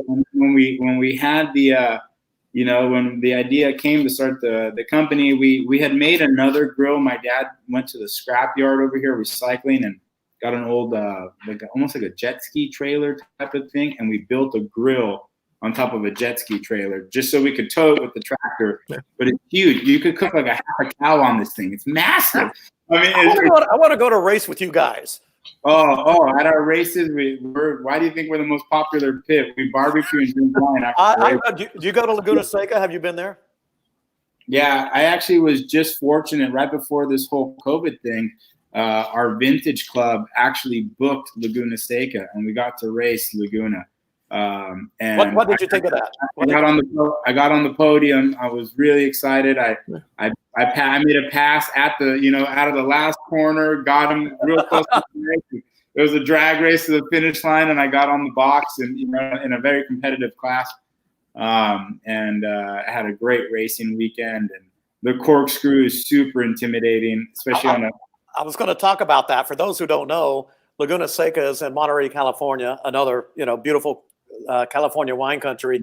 And you come down a hill. It's very hilly there. You come down a hill, and it's kind of a S thing. They call it the corkscrew. It's a super, super famous, one of the most famous areas of a racetrack in the world. And so the corkscrew is it's a signature element. So you went down the corkscrew on a motorcycle. That must have been just a blast. Oh man, and you come into that corner and you're on a bike. Like I said, the bikes are old. The drum brakes aren't the best, so you're hard. You're hard on the levers, but it's completely blind. You have to literally look for like a little X on the pavement, because when you come into the and if you're on the fast line, as you approach the crest of the hill, there's a rumble strip. And the fast line is you're on the rumble strip. I mean, the guys that are scared to ride the rumble strips will be on the pavement, but it really sets you up wrong for the downhill. So you have to be on the brakes over the rumble strip, and then you look for an X, and when you see the X, you have to commit. And it's the G-force and the feeling that you feel as you commit to it is crazy. And then you have to flip it to the other side to get through the right corner. And downhill and steep S turns. It's a really S turn that goes. I think it's like 60 feet in a matter of it drops 60 feet in a matter of so many feet. What's your speed on a motorcycle going through there? It's not very fast. We were probably doing on my bikes. We were probably doing 30, 40. Because you're so hard on the brakes to dip into it, because you're coming up a hill, fifth gear wide open, and the brave is to drive it really deep into the corner, because most people are lifting before they even crest the hill and kind of coasting to the top, and then in race trim, you have to be on the binders right up until the crest, right at the braking point or into the corner. So, but I felt like the most intimidating corner, to be honest with you, was the rainy corner. So after you go through the corkscrew, you go into this really fast left-hand sweeper. And ready hairpin, they call it. Yeah, but the left before the hairpin. And okay, that big sharp left, and then. The sweeping left. It's just because the way that the camber is, it just feels like the entire bike's going to just wash away from you, and you really have to trust and just, like I said, commit to get through there. And I by no means was fast, but I did pretty well. I was happy. I got on the box and I improved all weekend. I always measure my success by how much faster I got every day. and you know, I was able to drop a lot of seconds and run right inside the top 3 without having raced in over a year. You know, I hadn't been on the motorcycle in race trim in a long time. So to jump back on, knock the rust off at Laguna Seca with fog. I mean, the whole the fog too. Practice was late. We had to go into the first race with very limited practice, and we're sitting there. You know, these bikes are carbureted, so we're doing jetting trials in the pits, and then the track security almost kicks me out of the track because we're doing, you know, I'm ripping up and down what I thought was out of the crowd. There was no crowd, you know. I was just in the backside of the parking lot trying to see if the jetting was right. And she tried to kick me out, and I was, you know, oh, what do you want me to do? You guys canceled practice, and I'm the first race, you know. I'm just trying to get the jetting right. These bikes, especially when you go to a small CC motor, the carburation has to be spot on, because just a little bit off on the carburation is a significant loss of power. And when you're a heavy guy, I need everything I can get out of those little bikes. I look very, very awkward on those little vintage bikes, but they're a ton of fun. They feel like they have a soul to them, you know, and that's what I enjoy most about it. Well, you let pubclub.com know when you're racing at Laguna Seca. I got a lot of friends there. Unfortunately, my friend sold his boat, which is Monterey Bay. But James, I don't know what your experience up there is. Ashley, I've actually never been up there, but it's something else. It's really cool. Monterey, Ashley, you got to come to a racetrack sometime. But I want to break in there for a second, because Annette's actually has to leave in a couple of moments. But so I just wanted to say thank you, Annette, for joining us. Thank you for setting this up, and thank you also to Jen, the PR Uber maestro whiz that I love working with. So cheers to you, cheers to them. Thank you for joining us. And Annette, do a quick wrap up on how great Temecula is and why everyone should go before you leave. Well, as soon as we open up, we are ready for you. Everybody is taking all the measures to ensure everybody's safe and comfortable when they come to visit, and we are ready to welcome you. We're more than ready and anxious. Come experience Temecula Valley, Southern California wine country. You can start planning your trip at visittemeculaValley.com. We'd love to have you. 2 hours from the coast of Southern California in LA. What, an hour and a half from here in San Diego? An hour from San Diego? That's it? Well, it depends how fast you're going. If I was in my Maserati, it'd only be like 25 minutes right now on the 5 with no traffic. You and Ashley are going to be in a helicopter. I'm going to be in that sidecar. Yeah. Sidecar is the coolest thing. With a sidecar, come to San Diego, gas lamp, and pick me up and shoot me out there. That would be freaking great. So the guy that started it is actually a San Diego firefighter. Oh yeah. Yeah, he's setting himself up for his retirement gig, because he's an entrepreneur, and he just says, you know, I can't fight fires though my whole life, and so his dad is helping him, and his buddies, his other firefighter buddies are the drivers, you know, and so it's a really cool gig. They actually got their trailer stolen at the beginning of this whole pandemic, and through the power of social media, they were able to recover them. They found them up in like Big Bear. Yeah, crazy story. Yeah. So now that you said it's firefighters driving motorcycles with a sidecar, suddenly I suspect that your female population I'll get there faster than has you. suddenly gone like, what's that? And probably not limited to just the female population. I know a lot of guys would enjoy that too, but and the dude that is like the head guy that runs it, he's chiseled. I mean, he's this big, like Gaston looking. I mean, I can see Ashley's eyes light up. Yeah,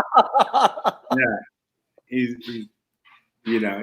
He's strapping for sure. I'll do it under one condition: I get the goggles. And right now, Annette's going, what the hell did I sign up for? Where did this go? Come to Temecula for the wine, stay for the hunky firefighters driving motorcycles. Well, I'll tell you what, James, you better get that story done quickly, because I was thinking the same thing about the different ways to get to the wineries in Temecula with all the great different transportation options you have. So thanks, Annette. Thanks for joining us. And Thank you, Annette. We'll see you all in Temecula. We'll see you in Temecula. Cheers to that. Cheers to reopening. Oh, I got to fill up. And cheers to Pachanga, hopefully having a very successful reopening. Pachanga. Pachanga. I'm sorry. Oh, I got the PR girl there made sure I did. I was doing this video from there, and she leaned over. She said Pachanga. I'm like, oh yes, ma'am. And for those of you guys who don't know, they have an amazing golf course too. We should do a golf episode because their golf course is stunning. It's open. It's open. Okay. That's a tough round. Wait, are we going golf? Yeah. Ashley, you golf? I do. My dad got me clubs when I was little. Like, yeah, no, I've been golfing ever since Yeehaw. Yeah. The tough Texas girl never ceases to surprise me. Well, you know, I was so I did my tour there. And I couldn't play around because we didn't have time. But I wanted to get some pictures. And I was so inspired to do some Instagram pictures. And I realized that I'm sitting there in jeans, tennis shoes, and I can't remember what I was wearing, but it's clearly not wardrobe approved. And because I wasn't planning to do anything more than take pictures of the course. I got back and I'm like, well, I can't publish any of these pictures for Instagram of myself because like that just looks so, so moronic. But I was inspired by the course. So for those of you who haven't seen this course, Journey's End, if you think that Southern California courses are flat, just throw that notion out of your mind because these guys go way up on the side of the mountain and there's holes. I don't know how many yards it is vertical, but you're literally hitting off a tee box, a hole that you can barely even see because it's so far below you. And it's just, it's utterly amazing. And then one of the holes is, I want to say maybe the 16th hole, 13th hole, something like that, actually has a giant oak tree in the middle of the fairway. And like, who does that? Well, you know, I'm really good at hitting the woods. It's just getting out of the woods is my problem. Like it's hit it and like, oh my God, that's hilarious. So I'm looking forward to talking more with them. They're an awesome asset to have in Temecula. They're great. The property is absolutely beautiful. It's like a Vegas casino, beautiful, modern, clean. It's absolutely a beautiful property. And Damian's got something there and he's going to tempt us with here. And then if you got to go, thanks for joining us. Oh my God, what is that? That's amazing. What is that? Lunch. Chicken Milanese and Wow. And grilled onions. See the perks of having a catering company? Wow. Well, it's my little sandwich I had to shame. Well, then I'll Finish drinking this wine. give you an idea. Like this is my platter. I've got some peppered salami. I've got some wheat thins, and I've got some saltine crackers. So Hey, I was told the show was going to be an hour. We're pushing into an hour and a half. Well, we tend to go over. I'm going to have this and finish it with my. Before we go, I want to show you. Delicious. I want to get some feedback. okay, Is it okay?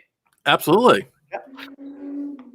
So I received artwork today from the new. Cool. What? That looks That's awesome. cool. So Is that the new Moto Doffo, the 2020? Yeah, well, 2018. I love the motion. Oh, yeah. I love the motion that you've got on it. The new Yeah. release for this year. So this artist is Chris White. His Instagram handle is Buzz BUZZ Visuals with all Z's. So instead of an S, it's a Z and then the Z at the end. Buzz Visuals. And so a buddy of mine posted one of his pieces of art on his social media, and I liked it, and I said, "Oh, that would be great for our label." So then he tagged the artist and put me in contact with him. So he's out of the UK, and we've been communicating via WhatsApp and Skype and and whatnot. And I commissioned him to be the artist for the next Moto Doffo series because I switch artists every year. And I love collaborating with different artists. And today he sent me this morning. So we're coming into bottling here very soon, and I need to get this into production. So what cool little story! That yellow fender So I sent him a photo. This is a race bike that that my dad has. It raced in the 1965 Daytona 200. It was one of three made. And it has on the engine, it has 1965 Daytona stamped into it was the engine prepared for Daytona. And what's really cool about this this bike is that it's an Argentine motorcycle. But so that yellow fender, the bike doesn't have a front fender. So my dad had a fender in the shop. And when I was taking the pictures for the artist, I said, well, put a fender on there so it looks like a complete race bike, you know? And I totally forgot to tell the artist to make it red. But now that I see it, Really cool. I like it. I like it. I love it. I can't stop looking at the yellow fender. It keeps drawing me back in. And as much as I want to have it be red, because it belongs. You know, it'd be cool to take if you did. So you're going to do the label, but then if you did the top in yellow, that's a good idea. That would be really distinctive. That is a really good idea. That yellow really makes it pop. I do like that. I like the motion. I like the motion too. The lines that show speed. And then the geometric shapes in the back. So I don't know if you guys can see that. I know it's pretty. We can see it. I like it. So you see the geometric shapes in the back there. So his whole thing is everything's in motion, right? And so if you start to look at the lines, they start to tie into the wheels, and they start to also have their own story. And then he even got even deeper on me and said, like, these lines up here are the mountain ranges in the back of the vineyards. And he went into a really intricate story of how his creative worked. And the more I look at it, the more I really start to dig what he's doing, and I'm really happy. So I'm excited to see the next couple pieces of art that are coming. I have two questions for you. It's harvest season now, so what about all the rain? Did you have a lot of rain in the winter? How's that affecting things? And is this COVID affecting how much you harvest, produce, or does that have any effect at all? So September is harvest. Okay. So that's when they said that the Balloon and Wine Festival is going to be in September. I was like, oh, it's a busy time in the Valley. It's a great time to come to the Valley, though, because you actually get to see, winemaking only happens 30, 45 days out of the year. Okay. So the actual, wine when we pick and produce only happens, in that time period. And so it's not that far out. It's going to be here before I know it.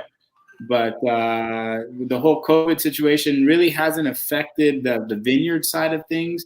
The only thing that it's really affecting, of course, is cash flow, because we're close to the public, and obviously trying to manage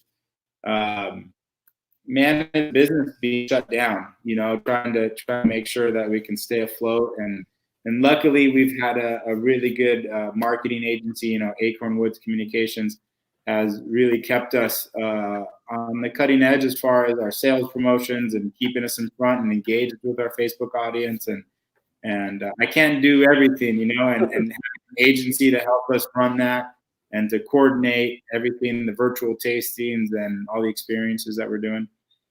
So they've been a huge help. But the rainfall has been great. We got about 17 inches versus last year we got 20.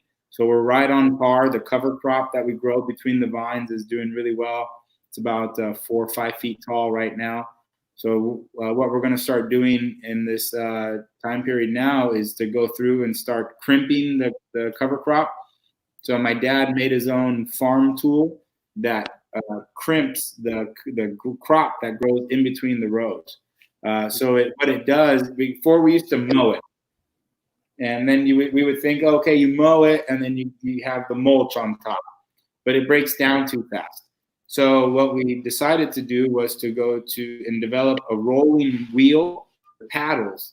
And so as it rolls, it almost chops, but it doesn't quite chop. It's a dull blade, right? So it doesn't cut the crop.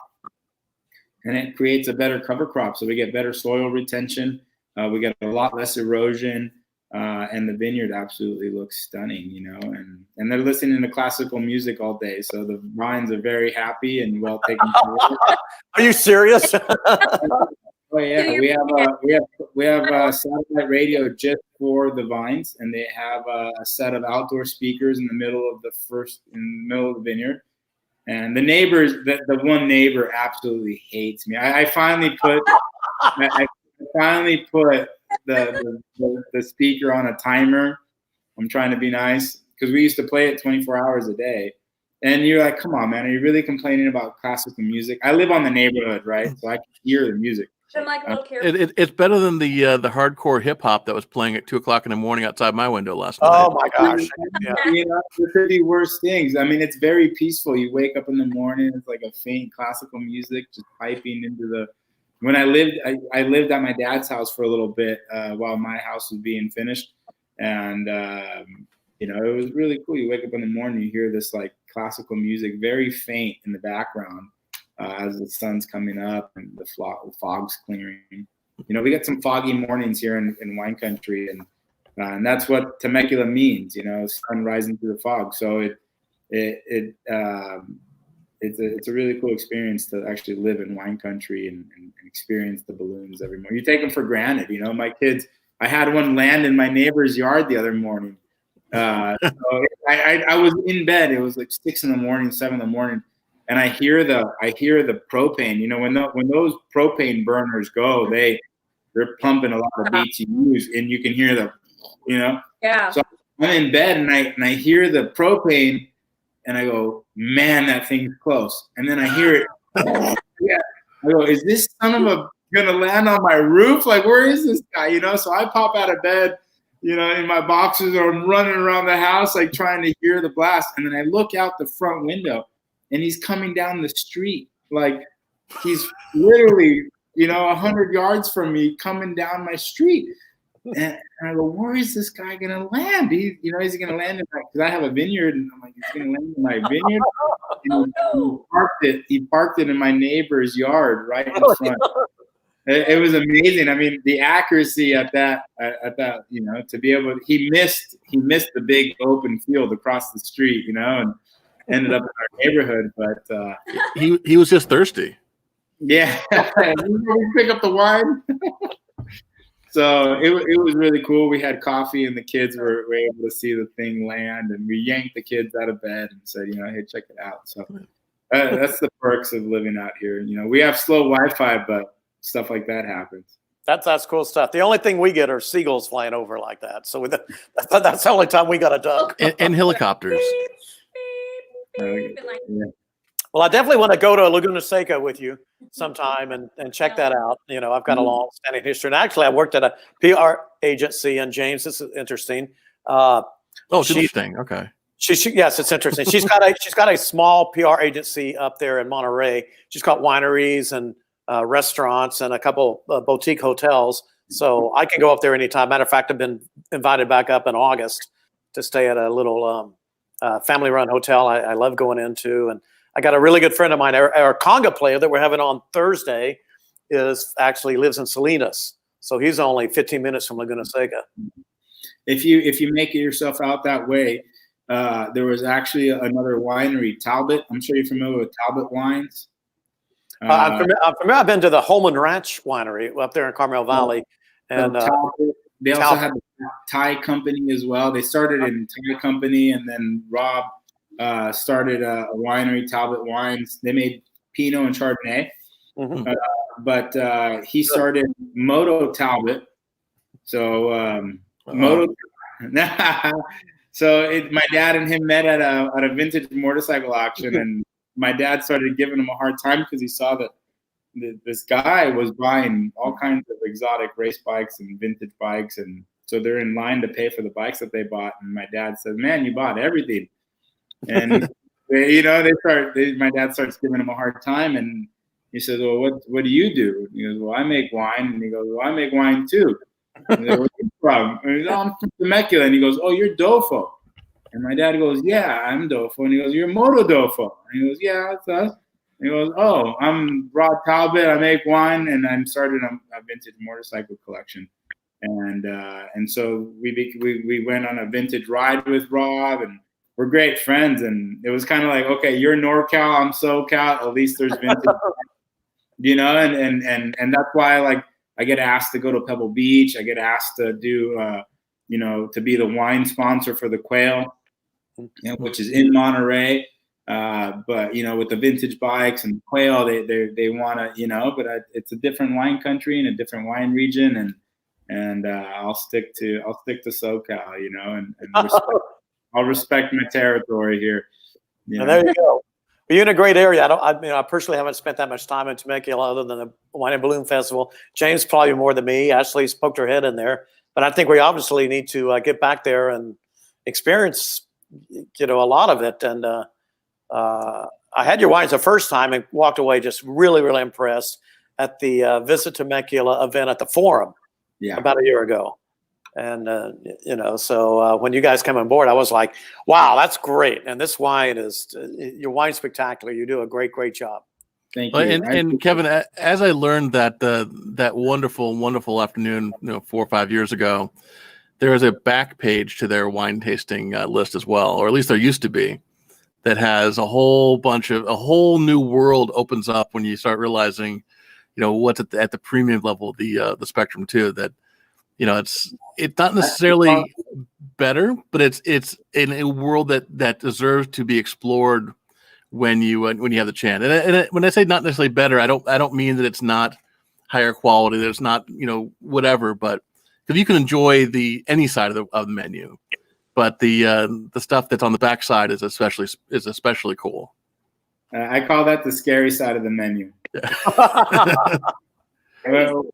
Well, because everything starts in triple digits on the backside. Oh, that's scary. But the back side of the menu is one of those things, where as a winemaker we get to really focus in, and when we, there's times when I've made a wine and second, third day into fermentation, I already know it's a monster.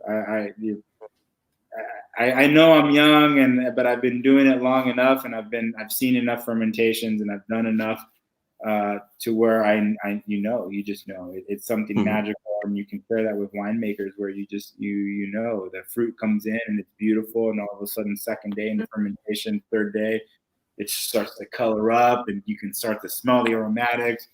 Fermentation goes beautiful, and so those backside wines are the wines that happens, and it doesn't happen all the time. That's why I don't have a Malbec Reserve every year. I don't have, these wines every year because, I've made one Petit Syrah, 100% Petit Syrah, that in 2013, and I've never been able to make one. I've tried. I've fermented Petit Syrah, and I have Petit Syrah blend now, and I blended it down because I haven't reached that level. It hasn't happened for me again with that varietal, so I'm not going to make a reserve wine that doesn't deserve that designation, And so if it's not absolutely epic, it's not that. It doesn't go on the caliber. And but for those of you out there who are looking to try something like that, it's a lot less scary to do a tasting than it is to buy a $150 bottle and realize that you just way exceeded your personal tolerance for your budget. But you almost have to develop for that, because if you don't understand what goes in, and that's why I really like the Barrel Club, and my favorite part of the Barrel Club is like when we get these people that come and do this experience, they have this moment, and I call it the aha moment. They're about 10-15 minutes into actually picking grapes. Okay, so they're in the vineyard early. They got the gloves, they got the knife, they got the basket, they're in there. And then it dawns on them that they paid $1,000 for me to watch them work. I know. That's what I was thinking earlier. I'm like, that's really smart. We're getting other people to do it. When the light bulb, all of a sudden they realize that they're sweaty, they're dirty, they're spiders, they're in, they're in it. They're in it. And they have this moment of going, oh my God, I paid you to do this. Like, I'm paying to do all this labor. Really? And I'm like, yeah, that's my marketing genius, But you know, but it's cool. It's cool because then we come back down and when they're in the vineyard, you know, I show them like, why do you think the wine is so expensive? Because we hand pick. And then they come down to the production line and they see that we have 3 sorting tables before the fruit actually makes it into the, you know, and then they get on a sorting table and they see what it's like. They pick about just under a ton and it takes forever, you know, and so when it takes a lot longer than it normally does. So then I show them, okay, this is what a picking crew looks like. And I'll get my picking crew and I'll have them just do a quarter row or a couple plants just to show them the velocity that these guys are picking at the middle of the night. You know, we go into a vineyard at midnight and we'll go through and pick until the sunrise. And then because we're so small, I'm the winemaker, I run the harvest crew at night, and then I'm on the crush pad at 8 in the morning running the crew, you know, and then we work until 5, 6 p.m. I go home, have dinner with the kids, shower, and at 10 p.m. I'm back in the vineyard. So it's not unusual to have a 30-hour workday during harvest. So is the majority of your harvest then at night? Then you do night harvest? Yeah, because you need to.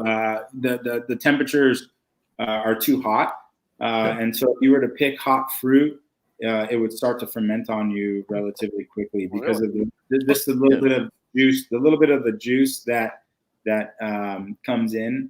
Also, what happens if you put warm fruit into a tank, even so you have refrigeration on the tank, you'll never catch up.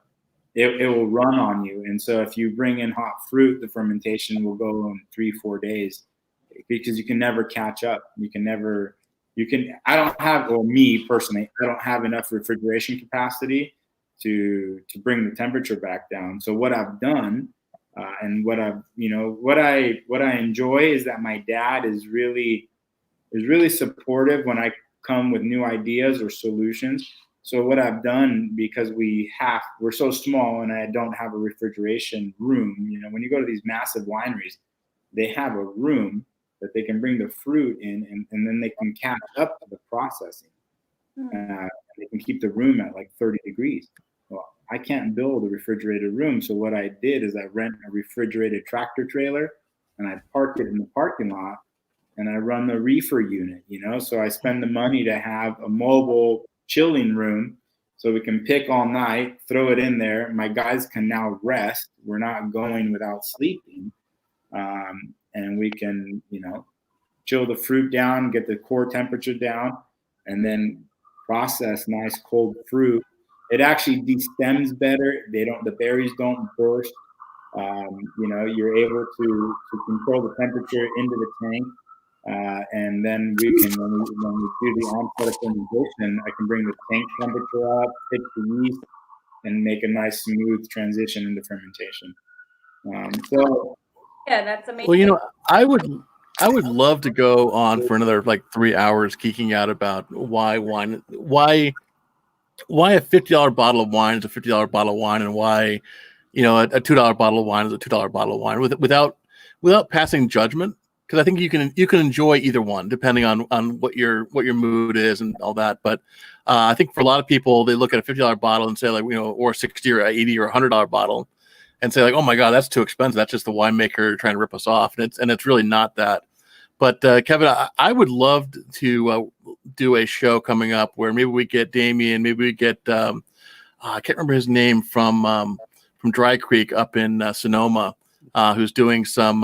They have the vines completely off the trellis in one of their acreage, and you know when you do things like night harvest versus day harvest, when you do things like having the vines run along the ground, it costs a lot more, but the benefit is significant, or at least is appreciable for those who it matters to. So I would love to do a episode where we kind of talk about, you know, why that $100 bottle is worth a $100 bottle as opposed to sitting there and saying that's just an expensive bottle of wine. So I'd love to have you back on, Damian, to talk about that if that's something that you'd be open to discussing. Yeah, I would love that. You know, but there's something to be said about a DTC model and a 3-tier distribution model for wineries and price points. In Temecula, we average a higher price per bottle just because of the sheer volume of people coming through the tasting room. If I didn't, price the wines the way we do, I wouldn't have anything left to sell. So what's worse? You go to a winery that there's nothing to buy, or you go to a winery and the wine's $60, but it's good, And so I sold out of wine one time, and we were out of wine for 2 months because I just mistimed. It was when I first started. And I mistimed production and the sales velocity, and so I've learned a lot as running the front of the house.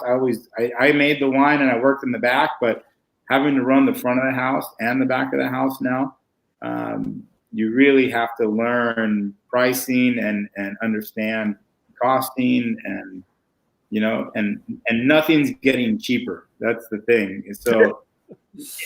So labor, the cost of labor keeps going up. The vineyards, we're facing tremendous labor issues here in Temecula. And with the minimum wage going up, the marijuana industry has really hit the labor force very hard. Oh, really? That's very interesting.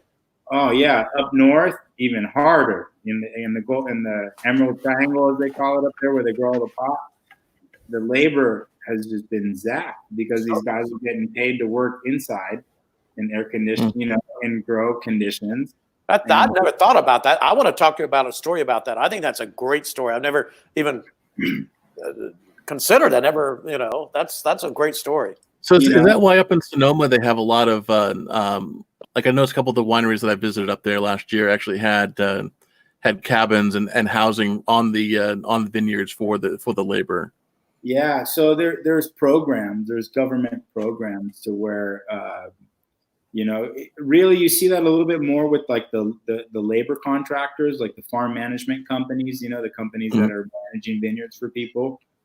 Some like the ones locally here, we're talking about trying to partner with a local hotel to give us a floor or two of a hotel just to be able to bring seasonal workers in, because you have to provide you have to provide a life for these people. So you have to give them transportation, housing, recreation.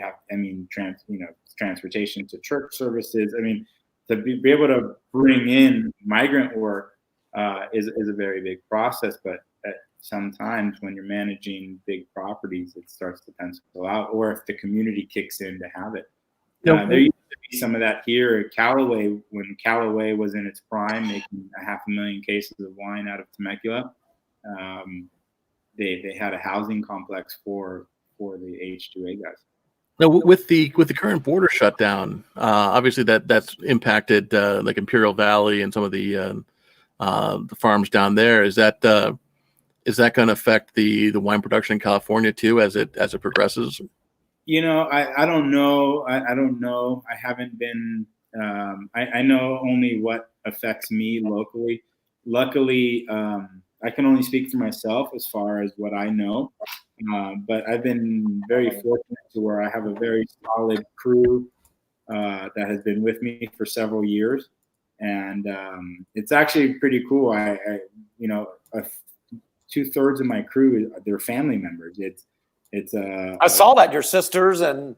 But on the vineyard production crew, I have 2 brothers, and then one of the sons is coming on board.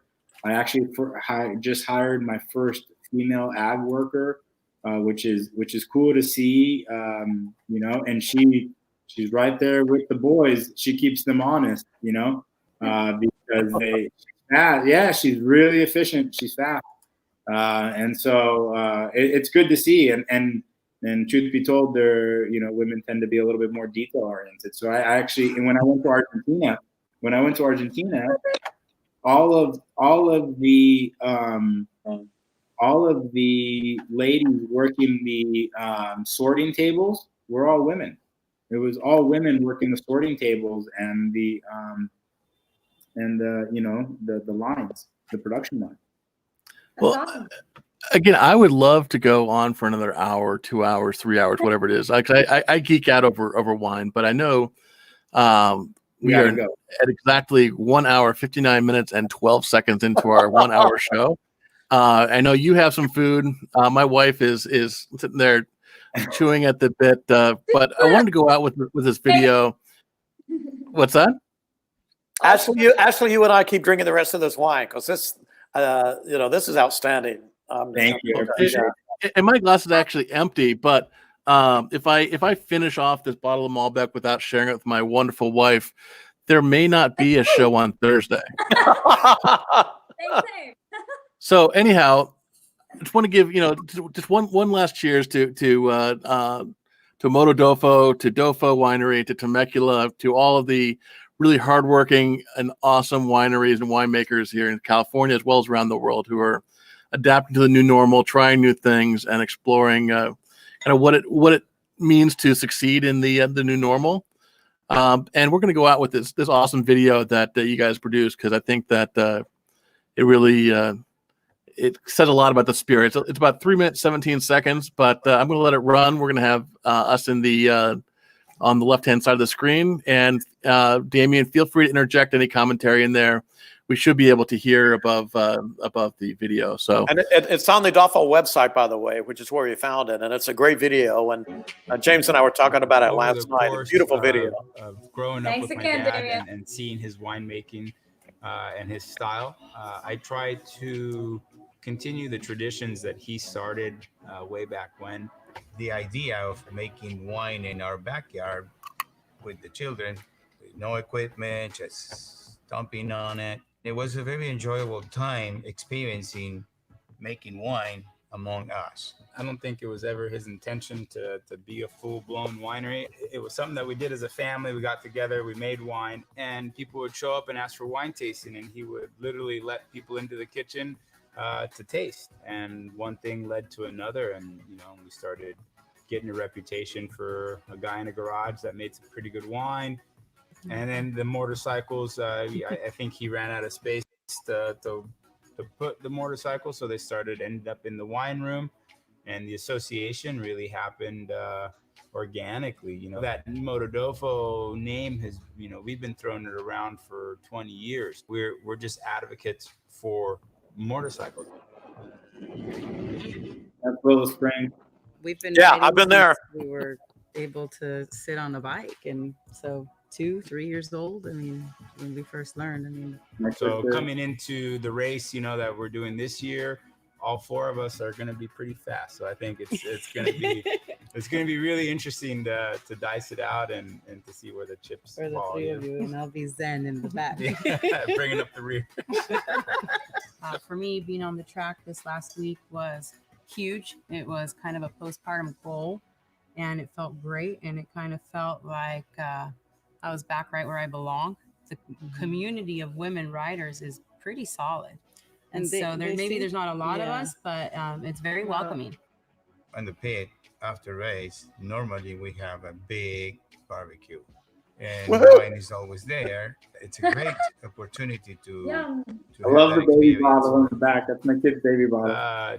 Dad and I, we like to race, but I've been racing against him since I was a little kid. He doesn't give you an inch, and it's okay because we're all competitive. We all have the adrenaline junkie problem, and we all like to go fast. So, in anything that we do in racing and in business and anything, we always say that was great, but how do we make it better? How do we improve it? So we're working with different artists to create label series.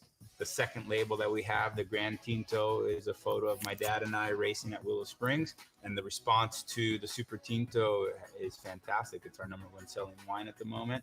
And there's more to come. And people are really responding to the wine and the art, just as we view motorcycles as art. We're celebrating the lifestyle. We're celebrating what it is, and we really do live by the motto: ride, race, restore. That's my buddy Race Wheel Scott Murphy. Big shout out to him. We're actually working on a similar video we're actually supposed to shoot this Saturday a similar video telling the Doffo story. So we've been working to try to get the whole production of what we do. We've been having to space out them filming for over a year and a half of trying to catch the right seasons of the harvest and the machines working and the growing of the vines and then the barrel work. And, you know, again, going back into why is this one $50? You know, why is this one, you know, just to give you an idea, I went to a winery in Argentina that made 10 million liters of wine. Oh my. 10 million liters. 2.65 million gallons of wine. One winery. They have more they have 5,000 acres planted. Ashley's in Wow. dreamland now. but do they have firefighters driving motorcycles? Yes. Nice, so I'm down. So anytime I want to go there. Yeah, but they actually have an art museum in their winery. And what's really cool, it's called the Cathedral of Wine. It's 3 stories. The winery is actually built in a hole in the ground. They dug 3 stories down. So you walk into the production room and you walk into a tank room, and then you walk down a level and it's another tank room, and then you walk down another level into a barrel room, and then there's a skylight to the middle of the barrel room, and it's like an echo chamber down there because you're so many feet down in concrete, and they have like these little wings. It's like imagine like a circle with wings, you know, almost like an asterisk almost, but if you could imagine it being bays, and all stacked on top of each other, and so it's all gravity feed, incredible. I mean, just the scale. And so when you talk about price point and then the wholesale market, yeah, that's how you can get down into those price points. You know, if you're making 10 million gallons or 10 million liters, you know, that'll do it. You can get to that $2-3 price point pretty easily. I can tell you, anyone watching, that this wine is. I always thought Temecula wines were probably not up to the par of some other California wine regions, but James has educated me otherwise. So has Annette, when I went to that wine tasting event for Temecula, the Wine and Bloom Festival, and certainly these wines are on par with about as good the red wines as I've ever had. So you guys do a fantastic job. And I think that, you know, Temecula has matured immensely over the past number of years. That now I'm not sure would have had the same experience. I mean, I've always liked Doffo, but I'm not sure I would have had the same experience if I talked about Temecula after sampling the other wineries at the time that I had when I visited Temecula last fall. I think that both from a hospitality industry, it's much more put together, from a high quality of people stepping out on their own, as opposed to just simply making wine because they have a chunk of change that they want to open a hobby. But just across the board, Temecula's wines have reached the point now where they deserve to be on the same level as a Sonoma and a Napa and you know, some of the Central Coast stuff as well. So there's no question this wine right here is. No question. And as much I love Doffo, my point is that they're not alone. I mean, even some of the smaller guys like Hart, you know, Hart is at the other end of the spectrum. From it's literally a barn where a guy in blue jeans is serving wine, but they're badass, and I love them. Yeah. The dad's 80, 87, 88 years old and still goes to work every day. Yeah. That's awesome. And Jim's in his like late 50s, early 60s or something like that. And still, you know, they're great buddies of mine, and I really respect them. I feel like some of those smaller wineries are really putting out some incredible wines. And then the bigger guys too, the Weens guys are making some great wines, you know, and they like anything, you got to find the ones, right? And what I think makes us stand out is that I'm very consistent, and that we've been consistent because we do all of our own farming, we do all of our own winemaking. There hasn't been a change in the winemaking program, you know, staff-wise, team-wise, vineyard-wise, and that all plays into consistency of a brand and something that you can rely on, you know. And that's, you know, my dad set the bar really high, and I feel that pressure. And I always am looking to improve that. What I still feel the very same way as I said in that video, that even coming into this harvest, I'm looking at ways of improving our production and improving the quality of wine. And especially after coming back from Argentina and feeling the weight of those wines, there's something to be said about growing vines at 9,000 feet, though. Like we went to the Valley of Yuco, and they're at 9,000 feet elevation, you know, and so they're at the foothills of the Andes. And you know, it's like, all right, you know, come on. They get pure water. They get the water from the ice melting off of the Andes. They water the vineyards, and they're at like 10,000 feet elevation. So at that altitude, the UV rays that the grape is exposed to are different. So the grape responds by adding layers of skin. So they increase the noble tannins in the wine just from the altitude of where they're growing. And then the purity of the water speaks volumes. And the diurnal shift, you know, so you have to appreciate every region for what they do. And Temecula does a lot of things well. That's what makes Temecula great. Well, I can't wait to go there. Ashley, what are your impressions of the wine? Well, I haven't opened up the Doffo, but I will definitely. Oh, really? Well, I suggest you get going on that. That's outstanding. The Malbec. That's a Zinfandel blend. Funny is, I'm more of a Cabernet person, or at least I thought so. Or maybe this is just really good Malbec. But it's really good Malbec. I didn't want to open them both and just be like switching the same, over the same glass and stuff. But I will let you know next time, our next episode, on what I feel about this. But I'm sure it'll be amazing.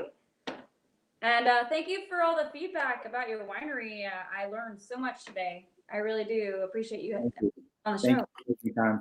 Ashley is what we call a vocal influencer. So she's got like 10 million friends in the South Bay who follow her, and as far as what she says, where she goes and stuff. So more than someone who's got like 100,000 Instagram followers. But she's a vocal influencer. So her exposure to these great wines in Temecula are going to really help boost Temecula Valley and your wines and let's just call it, what do we call it? I always call it the thirsty, hungry South Bay beach cities of Hermosa, Manhattan, Redondo Beach. Well, what's cool is that we're only an hour away, from LA. So an hour and a half away. We're a great day trip. We're a great weekend trip destination. Actually, I think a lot of people from the South Bay go there, thinking like a day because they'll get on a tour, like in a limo or something like that. But I know a lot of people are going for weekends there too. So I mean, it's an easy weekend. It's really like 2 hours or so, LA traffic, but it's a great quick weekend destination. There's probably 400 or 500 VRBOs. Oh my goodness, I had no idea. Really? In wine country, yeah. We actually we bought a house here in the neighborhood, so we're gonna have our own little house with a pool that we're gonna offer, and then with the catering company, we're gonna offer catered dinners and food and stuff like that. And then the room on the property, we're also offering a wine dinner experience for two if you rent the guest suite. Actually, definitely let James and I know that so we can put it on our blogs. Yeah, well, I'd love for you or visit.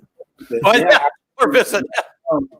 I'd love for you guys to come check it out and experience it for yourselves, because it's something new that we're doing, and I'll take all the help I can get, putting the word out there and the experience. But I think that our caliber of wine and the way that we produce wines and our attention to detail, there's a lot of give-ins with what you can come to expect from us as far as how we're going to put our stamp on things and the attention to details with every experience that we do.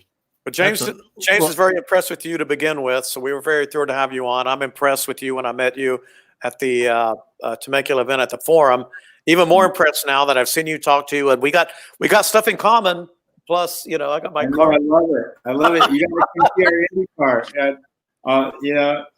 send you some photos. It's really cool. I have actually got a letter I found the other day from Andrew Craig, the CEO of Cart at the time, asking people to buy stock in Cart, and I've got that pitch letter he wrote. So Good thing you didn't do that. Yeah. Yeah. Well, we'll talk about that over some wine at your winery sometime. Yeah, Okay? I've gotten away from open wheel racing. I used to be a huge F1 fan, and now the races are just too long. NASCAR's too long. So MotoGP gets me my adrenaline kick. It's an hour race. I host MotoGP watch parties here at the winery, so we get 50, 60 motorcycle guys here Sunday morning. We crank up the volume real loud. I got an indoor-outdoor screen. And it's cool because it's motorcycles and wine, but it's so screw cars and coffee. No, I'm talking about the setting. I actually put a coffee cart because the guys on motorcycles don't drink wine. They're my worst customers. Like, as a business model, it's terrible. No, they don't drink wine. They come on a motorcycle. They can't carry it. They can't drink it. Yeah. They're not the ideal customer. But everybody has a friend that they know that likes motorcycles. Of course. And I'm banking on the friends. More than a friend. But it's cool for the MotoGP races, when we do the watch party, I actually went out and made myself a really cool coffee cart. That's a bicycle with a coffee cart. So we do espresso pools, we do pour overs, and we do coffee lattes and whatnot, cold brew. We have a nitro cold brew. Baileys and Kahlua on the side there. Yeah, well, we got grappa. We could do a little grappa floater on a latte, make it a correcto. There you go. That sounds awful, but it probably tastes good. I don't know. We'll find out. My great-grandfather, every morning on the farm, dark coffee with a side of grappa. Never even heard of it today. So right on. Well, you do a great job, and and I'm sure James too appreciates the fact of your passion, your familyness, and all. And it really, you can really literally taste it in your fantastic wines. Thank you, appreciate that. And then I know Ashley has to duck out because she said her battery is about to die. And I want to respect. I really appreciate the people who've stuck with us for now 2 hours, 16 minutes, and 45 seconds. Greg Ippolito, my former roommate, who's from Toronto. Well, he's from California, kind of Toronto, Canada. He's from everywhere, but he's a big racing fan too. So he's tuning in, loves all this stuff, and glad to see him here. Kegger Cates, who is a great lover of great appreciator of great wines, and all the other people that tuned in.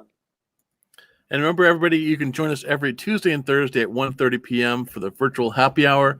And then, as you guys have probably noticed, if you have liked the MenWhoBlog Facebook page or the YouTube channel, is that we have been adding other programming too from Tom. Tom's going live every day at 5 o'clock. We're in the process of putting a beer guy on Fridays, and then I have a automotive guy who's going to be starting a live stream once or twice a week as well. So good grief, we are slowly building. Don't forget about the moto guys. You should hook up with Ari Henning, the moto guys. Ari Henning and Zach Kortz. They were on Motor Trend and they just got let go. They're going back to YouTube. They're awesome moto bloggers. So cool. I'll have to look them up.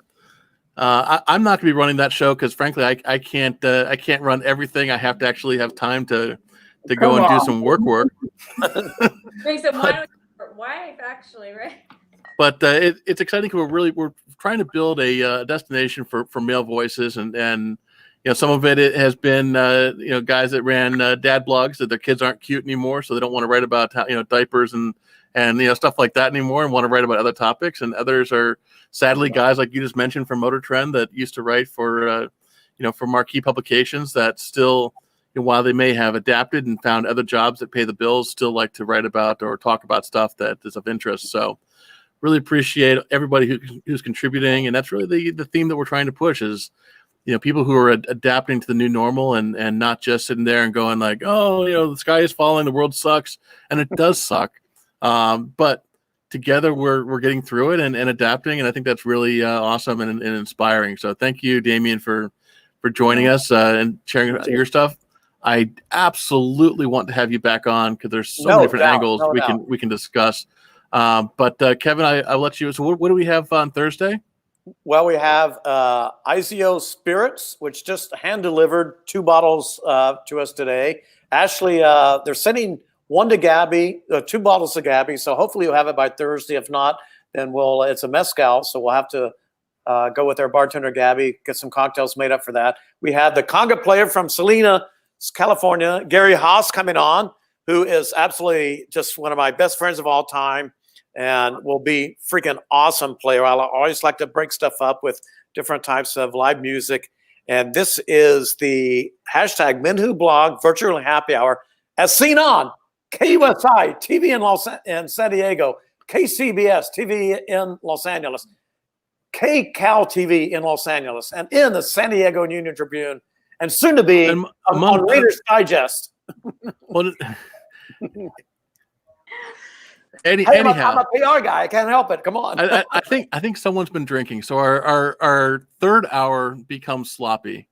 But that's all good because well, actually, there are went from 10 to 7 now, so nobody's actually watching us anyhow. Your show? I'm really surprised anyone is at this point. Well, we'll have about 1,500 total, maybe 2,000 by the time we're all said and done. So, yeah, because we're on various social media channels. Before I lose y'all. Cheers. We need a good closing. We need a good closing song. But So anyhow, Damian, thank you so much for joining us. Thanks, Hopefully Damian, your food isn't too terribly cold now. I But appreciate it, guys. we'll see you guys again soon. Bye-bye. thank you. Bye. Bye-bye.